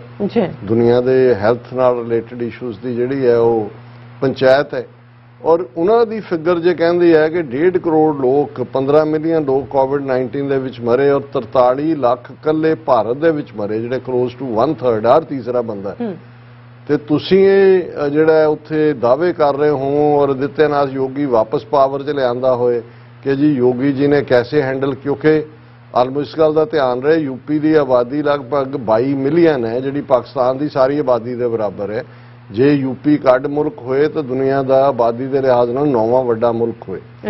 ਹੁਣ ਜੇ ਤੁਸੀਂ ਉਸ ਲੈਵਲ ਦੇ ਉੱਤੇ ਜਿਹੜਾ 220 ਮਿਲੀਅਨ 220 ਮਿਲੀਅਨ 22 ਕਰੋੜ ਹੁਣ ਲੇਕਿਨ ਮਤਲਬ ਜਵਾਬਦੇਹੀ ਤਾਂ ਕੋਈ ਹੈ ਨਹੀਂ, ਕਿਉਂਕਿ ਤੁਸੀਂ ਲੋਕਾਂ ਦੇ ਵਿੱਚ ਉਹੀ ਹਾਲਾਂ ਜਿਨ੍ਹਾਂ ਦੇ ਲੋਕ ਮਰੇ ਦਿੱਲੀ ਤੋਂ ਲੈ ਕੇ ਸਾਰੇ ਪਾਸੇ ਆਕਸੀਜਨ ਤੱਕ ਨਹੀਂ ਹੈ, ਪਰ ਜਿੱਥੇ ਤੁਹਾਡਾ ਥੱਲਾ ਲੱਗ ਰਿਹਾ ਹੋਏ ਤੇ ਤੁਸੀਂ ਇਹ ਕਹਿ ਰਹੇ ਹੋ ਕਿ ਭਾਰਤ ਵਿਸ਼ਵ ਗੁਰੂ ਬਣਨੇ की तरफ अग्रसर है ਵੀ ਵੱਧ ਰਿਹਾ ਅੱਗੇ। ਅਸੀਂ ਦੇਖੋ ਵਿਸ਼ਵ ਗੁਰੂ ਕੋਈ ਝੂਠੀ ਖਬਰ ਦੇਖੋ ਜੀ, ਬਿਲ ਗੇਟਸ ਨੇ ਵਧਾਈ ਦੇ ਦਿੱਤੀ ਕਿ ਜੀ ਅਸੀਂ ਇੰਨੇ ਕਰੋੜਾਂ ਨੂੰ ਜਿਹੜੀ ਹੈ ਉਹ ਕੋਵਿਡ ਦੀ ਵੈਕਸੀਨੇਸ਼ਨ ਦੇ ਦਿੱਤੀ। ਇਹ ਵੱਡੀ ਖਬਰ ਚੱਲ ਰਹੀ ਹੈ ਡੇ ਐਂਡ ਨਾਈਟ ਕਿ ਜੀ, ਔਰ ਮੋਦੀ ਜੀ ਨੇ ਇਹ ਕਰਤਾ। ਪਹਿਲਾਂ ਉਹਨਾਂ ਨੇ ਬਣਾਇਆ ਹੀ ਹੈ ਵੀ ਦੁਨੀਆ ਭਰ ਨੂੰ ਵੈਕਸੀਨ ਜਿਹੜੀ ਆ ਉਹ ਇੰਡੀਆ ਨਹੀਂ ਦਿੱਤੀ। ਜਦੋਂ ਆਪਣੇ ਮਰੇ ਜਾਵਾਂਗੇ ਕਿੱਥੇ ਗਈ ਵੈਕਸੀਨ ਤੁਹਾਡੀ ਕਿ ਭਾਈ। ਹੁਣ ਇਹ ਸਾਰੇ ਦੇ ਚੱਲਦੇ ਆ ਯੂਕਰੇਨ ਦੇ ਉੱਤੇ ਰੂਸ ਦਾ ਅਟੈਕ ਆਇਆ, ਜੇ ਇਸ ਦਾ ਸਭ ਤੋਂ ਵੱਧ ਫਾਇਦਾ ਕਿਸੇ ਨੇ ਚੁੱਕਿਆ ਇਸ ਲਈ ਕਿਉਂਕਿ ਇੱਕਦਮ ਉਸ ਯੂਕਰੇਨ ਦੀ ਜੰਗ ਤੋਂ ਬਾਅਦ ਜਿਹੜੀ ਕਰੂਡ ਆਇਲ ਦੇ ਪ੍ਰਾਈਸਿਸ ਨੇ ਉਹ ਆਪ ਚਲੇ ਗਏ। ਜੀ ਭਾਰਤ ਨੇ ਕਿਹਾ ਜੀ ਅਸੀਂ ਰਸ਼ੀਆ ਨੂੰ ਜਿਹੜਾ ਨਾਲ ਡੀਲ ਕਰਾਂਗੇ, ਔਰ ਜੇ ਇਸ ਵੇਲੇ ਜਿਸ ਕੀਮਤ ਦੇ ਉੱਤੇ ਕਰੂਡ ਆਇਲ ਬਾਕੀ ਮੁਲਕ ਮਾਰਕੀਟ ਚੋਂ ਬਾਏ ਕਰ ਰਹੇ ਨੇ, ਜੇ ਭਾਰਤ ਬਾਏ ਕਰ ਰਿਹਾ ਹੁੰਦਾ ਤੇ ਇਸ ਵੇਲੇ ਭਾਰਤ ਕਲੈਪਸ ਹੋ ਗਿਆ ਹੁੰਦਾ, ਸ੍ਰੀਲੰਕਾ ਵਾਲਾ ਇਹਨਾਂ ਦੀ ਇਕਨੋਮੀ ਦਾ ਹਾਲ ਹੋ ਜਾਂਦਾ। ਹੁਣ ਕਿਉਂਕਿ ਸਬਸਿਡਾਈਜ਼ਡ ਲੈ ਰਹੇ ਨੇ, ਲੈ ਵੀ ਰੂਬਲ ਵਰਸਸ ਰੂਪੀ ਦੇ ਵਿੱਚ ਟ੍ਰੇਡ ਹੈ ਤੇ ਇੰਟਰਨੈਸ਼ਨਲ ਜਿਹੜੀ ਇੰਪੋਰਟ ਐਕਸਪੋਰਟ ਹੈ ਉਹ ਡਾਲਰ ਹੈ, ਉਹਦੇ ਵਿੱਚ ਹਰ ਚੀਜ਼ ਡਾਲਰ ਨਾਲ ਜੁੜੀ ਹੋਈ ਹੈ। ਲੇਕਿਨ ਇਸ ਸਭ ਦੇ ਬਾਵਜੂਦ ਕਿ ਰੂਬਲ ਰੂਪੀ ਡੀਲ ਚੱਲ ਰਹੀ ਹੈ, ਸਬਸਿਡਾਈਜ਼ਡ ਆਇਲ ਲੈ ਰਹੇ ਨੇ, ਭਾਰਤ ਦਾ ਹਾਲ ਕੀ ਹੈ, ਕਿਵੇਂ ਇਹਨਾਂ ਦੀ ਇਕਨੋਮੀ ਲੜਖੜਾ ਰਹੀ ਹੈ ਬੁਰੀ ਤਰ੍ਹਾਂ ਕਿ ਇਸ ਵੇਲੇ ਜਿਹੜੀਆਂ ਲੇਟੈਸਟ ਖਬਰਾਂ ਨੇ for first time rupee breaches 80 mark against dollar. 80 ਰੁਪਏ ਤੋਂ ਵੀ ਜਿਹੜਾ ਉਹ ਅੱਗੇ ਵੱਧ ਰਿਹਾ ਜਾਣ ਨੂੰ, ਆਉਣ ਵਾਲੇ ਦਿਨਾਂ 'ਚ ਹੋਰ ਵੀ ਜਾਏਗਾ। ਔਰ ਜਿਹੜੀ ਉਹ ਸੀਤਾਰਮਨ ਬਿਠਾਈ ਉਹ ਜਸਟੀਫਾਈ ਕਰ ਰਹੀ ਹੈ ਕਿ ਜੀ ਦੁਨੀਆ 'ਚ ਗਲੋਬਲ ਲੜਖੜਾ ਰਿਹਾ। ਸ੍ਰੀਲੰਕਾ ਤਾਂ ਵਹਿ ਹੀ ਗਈ, ਪਾਕਿਸਤਾਨ ਦੇ ਵਿੱਚ ਵੀ ਉਹਨਾਂ ਦੇ ਡਾਲਰ ਦੇ ਬਰਾਬਰ ਸ਼ਾਇਦ 220 ਜਾਂ 25 ਜਾਂ 30 ਤੇ ਰੁਪਏ, ਪਰ ਉਹਨਾਂ ਦੀਆਂ ਆਪਣੀਆਂ ਪ੍ਰੋਬਲਮਸ ਨੇ। ਤੁਹਾਨੂੰ ਤਾਂ ਜਿਹੜਾ ਕਿਉਂਕਿ ਉਹਨਾਂ ਨੇ ਤਾਂ ਆਇਲ ਵੀ ਉਹੀ ਜਿਹੜਾ ਇੰਟਰਨੈਸ਼ਨਲ ਮਾਰਕੀਟ 'ਚ ਹੈ ਉਸੇ ਹੀ ਭਾਅ ਤੇ ਬਾਏ ਕਰਨਾ ਹੈ ਤੁਸੀਂ, ਔਰ ਡਾਲਰ 'ਚ ਬਾਏ ਕਰਨਾ ਹੈ। ਇੰਡੀਆ ਦੀ ਤਾਂ ਜਿਹੜੀ ਸਬਸਿਡਾਈਜ਼ਡ ਵੀ ਹੈ ਉਹ ਰੂਬਲ ਹੈ, ਜਿੰਨਾ ਮਰਜੀ ਰੁਪਏ ਛਾਪੇ ਜਾਓ ਤੁਸੀਂ। ਲੇਕਿਨ ਇਹਦੇ ਬਾਵਜੂਦ ਇਹ ਠੀਕ ਹੈ ਕਿ ਇਨਫਲੇਸ਼ਨ ਹੈ, ਮਹਿੰਗਾਈ ਸਾਰੇ ਪਾਸੇ ਹੈ, ਪਰ ਭਾਰਤ ਦੇ ਵਿੱਚ ਕਿਉਂਕਿ ਯੂਕਰੇਨ ਦੀ ਜੰਗ ਦੇ ਨਾਲ ਉਹਦਾ ਤਾਂ ਕੋਈ ਸਿੱਧਾ ਅਸਰ ਹੀ ਨਹੀਂ ਹੈ। ਅਸਰ ਤਾਂ ਆਇਲ ਦੇ ਨਾਲ ਜੁੜਿਆ ਹੋਇਆ ਹੀ ਹੈ, ਲੇਕਿਨ ਉਹ ਛੁਪਤਾ ਰਹੇ ਨੇ ਉਹਦੇ ਪਿੱਛੇ ਕਿ ਜੀ ਇਹ ਗਲੋਬਲ ਔਰ ਦੂਸਰਾ ਜਾ ਰਿਹਾ ਹੈ। ਉਹਨੇ ਕਿਹਾ ਕਿ ਜੀ ਉਹਨੇ ਸੀਤਾਰਮਨ ਨੇ ਕਿ rupee was depreciating against the dollar largely due to global factors such as Ukraine crisis, high crude prices and fiscal tightening. ਹੁਣ ਤੁਹਾਨੂੰ ਤਾਂ ਕਰੂਡ ਹਾਈ ਪ੍ਰਾਈਸਿਸ ਦੀ ਹੈ ਹੀ ਨਹੀਂ ਹੈ, ਤੁਸੀਂ ਤਾਂ ਬਾਏ ਉਹਨਾਂ ਤੋਂ ਕਰ ਰਹੇ ਹੋ ਜਾਂ ਈਰਾਨ ਦੇ ਨਾਲ ਤੁਸੀਂ ਡੀਲ ਕਰਦੇ ਹੋ। ਫਿਰ ਕਿਉਂਕਿ ਇਹ ਬੀਤੇ ਬੁੱਧਵਾਰ 13 ਪੈਸੇ ਡਿੱਗਿਆ, ਹੋਰ ਵੀ ਜ਼ਿਆਦਾ ਥੱਲੇ। ਔਰ at the interbank foreign exchange market the rupee opened at 79.91 and settled at the day's low level of 80.05, already 81 ਦੇ ਨੇੜੇ ਵੱਲ ਪਹੁੰਚ ਗਿਆ। ਫਿਰ ਇਹ ਸਾਰੀ ਇਸ ਦੇ ਵਿੱਚ ਡੀਟੇਲ ਹੈ ਕਿ ਜੀ ਕਿਵੇਂ ਜਿਹੜਾ ਇਸ ਵੇਲੇ ਫੋਰਨ ਐਕਸਚੇਂਜ ਰਿਜ਼ਰਵ ਨੇ ਭਾਰਤ ਦੇ ਉਹ ਕਿੰਨੀ ਤੇਜ਼ੀ ਦੇ ਨਾਲ ਉਹਦੇ ਚੋਂ ਇਹ ਪੈਸੇ ਕੱਢ ਰਹੇ ਨੇ। ਆਲਰੇਡੀ ਉਹਨਾਂ ਨੇ 27 ਬਿਲੀਅਨ ਡਾਲਰ ਮਾਰਚ ਐਂਡ ਤੱਕ ਉਹਦੇ ਚੋਂ ਕੱਢਿਆ ਕਿਉਂਕਿ ਮਨਮੋਹਨ ਸਿੰਘ ਪੀਰੀਅਡ ਦੇ ਵਿੱਚ ਇਕਨੋਮੀ ਅੱਪ ਗਈ ਸੀ ਔਰ ਉਹ ਹੋਰ ਵੀ ਥੱਲੇ ਵੱਲ ਜਾ ਰਹੇ ਨੇ ਕਿਉਂਕਿ ਆਉਣ ਵਾਲੇ ਪੀਰੀਅਡ 'ਚ ਵੀ ਕੋਈ ਅਨਐਮਪਲੋਇਮੈਂਟ ਅਸਮਾਨਾਂ ਨੂੰ ਛੋਹ ਰਹੀ ਹੈ। ਔਰ ਇਸ ਸਾਰੇ ਦੇ ਚੱਲਦੇ ਆ ਭਾਰਤ ਕਿੰਨਾ ਕੁ ਵਿਸ਼ਵ ਗੁਰੂ ਹੈ। ਇੱਕ ਖਬਰ ਤਾਂ ਅਸੀਂ ਇਸ ਦੇ ਸਾਹਮਣੇ ਹੀ ਹੈ ਕਿ ਵੀ ਕਿਸੇ ਨੇ ਉੱਥੇ ਮੀਡੀਆ 'ਚ ਕਿਹਾ ਸੀ ਕਿ Indian rupee dancing in front of dollar, ਉਹ ਡਾਂਸ ਤਾਂ ਕਰ ਰਿਹਾ। ਬਿਲਕੁਲ। ਦੂਸਰਾ ਇੰਡੀਆ ਦੇ ਅਸੀਂ ਜ਼ਿਕਰ ਕੀਤਾ ਸੀ ਕਿ 8000 ਅਰਬਾਂਪਤੀ ਜਿਹੜੇ ਨੇ ਇੰਡੀਅਨ ਉਹ ਇਸ ਵਰੇ ਦੇ ਵਿੱਚ ਭਾਰਤ ਛੱਡ ਰਹੇ ਨੇ। ਅੱਧੇ ਆਲਮੋਸਟ ਪਹਿਲੇ 6 ਮਹੀਨੇ ਛੱਡ ਚੁੱਕੇ ਨੇ ਕਿ ਉਹ ਬਾਹਰ ਜਾ ਰਹੇ ਨੇ, ਪੈਸਾ ਨਿਕਲ ਰਿਹਾ ਹੈ ਬਾਹਰ। ਜਿਨ੍ਹਾਂ ਨੇ ਇਨਵੈਸਟ ਕੀਤਾ ਸੀ ਬਾਹਰਲੀਆਂ ਮਲਟੀਨੈਸ਼ਨਲਸ ਨੇ, ਉਹਨਾਂ ਨੇ ਆਪਣੇ ਪਲਾਂਟ ਜਿਹੜੇ ਨੇ ਸਮੇਟ ਦਿੱਤੇ ਨੇ। ਹੁਣ ਇਸ ਸਭ ਦੇ ਚੱਲਦੇ ਆ ਦੁਨੀਆ ਦੇ ਵਿੱਚ ਤੁਹਾਡੀ ਪਾਵਰ ਦਾ ਇੱਕ ਅੰਦਾਜ਼ਾ ਹੁੰਦਾ ਹੈ ਕਿ ਵੀ ਤੁਹਾਡਾ ਪਾਸਪੋਰਟ ਕਿੰਨਾ, ਇੱਕ ਤਾਂ ਡਾਲਰ ਹੈ, ਉਹ ਤੁਹਾਡਾ ਕਿੰਨੀ ਕੁ ਇਕਨੋਮੀ ਸਟਰੋਂਗ ਤੇ ਡਾਲਰ ਨਾਲ ਹੈ ਜੀ ਕਿ ਵੀ ਤੁਹਾਡੀ ਆਰਥਿਕਤਾ ਕਿੰਨੀ ਮਜ਼ਬੂਤ ਹੈ। ਬਿਲਕੁਲ ਦੂਸਰਾ, ਤੁਹਾਡੀ ਮਜ਼ਬੂਤੀ ਨੂੰ ਜਾਂ ਤੁਹਾਡੀ ਸਟਰੈਂਥ ਨੂੰ ਬਾਹਰਲੇ ਕਿੰਨੇ ਮੰਨਦੇ ਨੇ, ਉਹਦਾ ਕ੍ਰਾਈਟੇਰੀਆ ਹੁੰਦਾ ਪਾਸਪੋਰਟ, ਕਿ ਵੀ ਤੁਹਾਡੇ ਪਾਸਪੋਰਟ ਦੇ ਉੱਤੇ ਕਿੰਨੇ ਮੁਲਕਾਂ 'ਚ ਤੁਹਾਨੂੰ ਐਂਟਰੀ ਮਿਲਦੀ ਹੈ। ਹੁਣ ਇਹਨਾਂ ਦੀ ਔਰ ਇਸ ਦੇ ਉੱਤੇ ਦੁਨੀਆ ਦੀ ਜਿਹੜੀ ਅੱਖ ਰੱਖਣ ਵਾਲੀ ਸੰਸਥਾ ਹੈ ਉਹ ਹੈ ਹੈਨਲੀ ਪਾਸਪੋਰਟ ਇੰਡੈਕਸ। ਉਹਨਾਂ ਦੀ ਰਿਪੋਰਟ ਹੈ ਅੱਜ ਦੀ ਕਿ ਵਰਲਡਸ ਸਟਰੋਂਗੈਸਟ ਪਾਸਪੋਰਟ, ਵੀ ਕਿਹਦਾ ਪਾਸਪੋਰਟ 199 ਮੁਲਕਾਂ ਦਾ ਉਹਨਾਂ ਨੇ ਜਿਹੜਾ ਸਟੱਡੀ ਕੀਤੀ।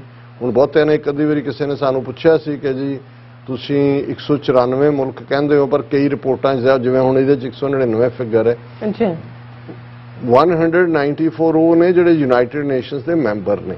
ਬਿਲਕੁਲ। ਔਰ ਇਹਨਾਂ ਤੋਂ ਇਲਾਵਾ ਉਹ ਦੇਸ਼ ਵੀ ਨੇ ਜਿਨ੍ਹਾਂ ਨੇ ਕੁਛ ਨੇ ਖੁਦ ਹੀ ਮੈਂਬਰਸ਼ਿਪ ਨਹੀਂ ਲਈ ਔਰ ਕੁਛ ਨੂੰ ਐਕਸੈਪਟ ਨਹੀਂ ਕੀਤਾ ਹੋਇਆ, ਪਰ ਉਹ ਮੁਲਕ ਦੇ ਤੌਰ ਤੇ ਨੇ। ਜੇ ਮੈਂ ਗਲਤ ਨਾ ਹੋਵਾਂ ਤੇ ਕੁੱਲ ਮੁਲਕ ਦੁਨੀਆ ਦੇ 210 ਤੋਂ ਜ਼ਿਆਦਾ ਨੇ। ਸੋ ਇਹਨਾਂ ਨੇ 199 ਦੇਸ਼ਾਂ ਦੇ ਪਾਸਪੋਰਟ ਦਾ ਜਿਹੜਾ ਉਹ ਦੇਖਿਆ ਵੀ ਕਿੰਨਾ ਭਾਰ ਹੈ, ਕਿੰਨੀ ਐਂਟਰੀ ਹੈ। India ranks 87th with access to 67 countries. ਸਿਰਫ ਜਿਹੜਾ ਭਾਰਤ ਦੇ ਪਾਸਪੋਰਟ ਨਾਲ 67 ਦੇਸ਼ਾਂ 'ਚ ਐਂਟਰੀ ਹੈ ਔਰ ਭਾਰਤ ਦਾ 199 ਦੇਸ਼ਾਂ 'ਚ 87ਵਾਂ ਨੰਬਰ ਹੈ ਇਹਨਾਂ ਦੀ ਪਾਸਪੋਰਟ ਦੀ। ਇਤੋਂ ਤੁਸੀਂ ਅੰਦਾਜ਼ਾ ਲਾਓ ਕਿ ਕਿੰਨਾ ਕਿ ਵਿਸ਼ਵ ਗੁਰੂ ਹੈ। ਔਰ ਸਭ ਤੋਂ ਉੱਪਰ ਜਿਹੜਾ ਪਾਸਪੋਰਟ ਹੈ ਦੁਨੀਆ ਜਿਹਦੀ ਮੈਕਸਿਮਮ ਐਂਟਰੀ ਆ ਉਹ ਅਮਰੀਕਾ ਨਹੀਂ ਹੈ, ਜਾਪਾਨ ਹੈ। ਹੁਣ ਤੁਸੀਂ ਉਹੀ ਜਾਪਾਨ ਸੈਕੰਡ ਵਰਲਡ ਵਾਰ 'ਚ ਦੀ ਤਬਾਹੀ ਕਿਸ ਕਦਰ ਉਹਦੇ ਤੇ ਅੱਜ ਵੀ ਪਾਬੰਦੀਆਂ, ਔਰ ਇਸ ਇੰਡੈਕਸ ਦੇ ਵਿੱਚ 193 ਡੈਸਟੀਨੇਸ਼ਨਸ ਦੇ ਉੱਤੇ ਜਾਪਾਨ ਦੇ ਪਾਸਪੋਰਟ ਨਾਲ ਤੁਸੀਂ ਵੀਜ਼ੇ ਦੀ ਲੋੜ ਨਹੀਂ ਹੈ, ਐਂਟਰੀ ਹੈ। ਇਸ ਤੋਂ ਬਾਅਦ ਸਿੰਗਾਪੁਰ ਹੈ ਔਰ ਫਿਰ ਸਾਊਥ ਕੋਰੀਆ। ਹੁਣ ਕਿਉਂਕਿ ਜਾਪਾਨ ਔਰ ਸਾਊਥ ਕੋਰੀਆ ਉਹ ਨੇ ਜਿਨ੍ਹਾਂ ਨੇ ਇਕਨੋਮਿਕਲੀ ਉਸ ਲੈਵਲ ਤੇ ਆਪਣੇ ਆਪ ਨੂੰ ਲਿਆਂਦਾ ਹੈ ਕਿ ਦੁਨੀਆ ਦੇ ਮੁਲਕ ਦੇਖਦੇ ਨੇ ਕਿ ਭਾਈ ਜੇ ਇਹਨਾਂ ਦੇ ਸਿਟੀਜ਼ਨ ਆਣ ਤੇ ਛਨ ਛਨ ਕਰਦੀ ਜਿਹੜੀ ਹੈ ਮਾਇਆ ਦੇਵੀ ਆਏਗੀ। ਔਰ ਫਿਰ ਇਹ ਸਾਰਿਆਂ ਤੋਂ ਬਾਅਦ ਜਿਹੜੀਆਂ ਨੇ ਜਰਮਨ, ਸਪੇਨ ਔਰ ਜ਼ਾਹਰ ਹੈ ਅਮਰੀਕਾ, ਯੂਰਪੀਅਨ ਕੰਟਰੀ ਸਾਰੀਆਂ ਡਿਵੈਲਪਡ ਨੇ। ਔਰ ਭਾਰਤ ਦੇ ਬਰਾਬਰ ਹੁਣ ਇਹ ਕਹਿਣਾ ਹੋਇਆ ਕਿ ਵੀ ਭਾਰਤ ਦਾ ਕਲਾਸ ਫੈਲੋ ਕੌਣ ਹੈ, ਹੁਣ ਵਿਸ਼ਵ ਗੁਰੂ ਦੇ ਕਲਾਸ ਫੈਲੋ ਵੀ ਤਾਂ ਦੇਖਣੇ ਨੇ। ਮਾਰੀਸ਼ੀਅਸ ਤੇ ਤਾਜ਼ਿਕਸਤਾਨ। ਹੁਣ ਮਾਰੀਸ਼ੀਅਸ ਤੇ ਤਾਜ਼ਿਕਸਤਾਨ ਉਹ ਮੁਲਕ ਨੇ ਜਿਨ੍ਹਾਂ ਦਾ ਰੈਂਕ ਵੀ 87th ਹੈ। ਹੁਣ ਇਹ ਜੇ ਸਾਰਾ ਭਾਰਤ ਨੂੰ ਵਿਸ਼ਵ ਗੁਰੂ ਬਣਾਉਣ ਦੇ ਵਿੱਚ ਮਦਦਗਾਰ ਹੈ ਤੇ ਫਿਰ ਉਹਨਾਂ ਨੂੰ ਵਧਾਈਆਂ। ਰਹੋ ਆਪਣੀ ਝੂਠ ਦੀ ਨਗਰੀ ਦੇ ਵਿੱਚ ਤੇ ਅਲਟੀਮੇਟਲੀ ਜਿਹੜਾ ਝੂਠ ਦੀ ਨਗਰੀ 'ਚ ਰਹਿਣ ਵਾਲੇ ਅਲਟੀਮੇਟਲੀ ਤਬਾਹੀ ਦੇ ਇਹ ਕਹੋ ਕਿ ਦਹਾਨੇ ਤੇ ਹੀ ਖਲੋਤੇ ਹੁੰਦੇ ਨੇ, ਬਾਕੀ ਮੈਟਰ ਆਫ ਟਾਈਮ ਹੁੰਦਾ ਹੈ ਕਿ ਕਦੋਂ ਤਬਾਹੀ ਆ ਰਹੀ ਹੈ। ਜੀ ਡਾਕਟਰ ਸਾਹਿਬ ਤੁਹਾਡਾ ਬਹੁਤ ਬਹੁਤ ਸ਼ੁਕਰੀਆ। ਸਾਥ ਲੈਣਾ ਬ੍ਰੇਕ। ਵਿਊਅਰਸ ਦੋਸਤਾਂ ਇਸੇ ਤਰ੍ਹਾਂ ਹੀ ਬਣੇ ਰਹਿਣਾ। ਮਿਲਦੇ ਹਾਂ ਛੋਟੇ ਜਿਹੇ ਬ੍ਰੇਕ ਤੋਂ ਬਾਅਦ।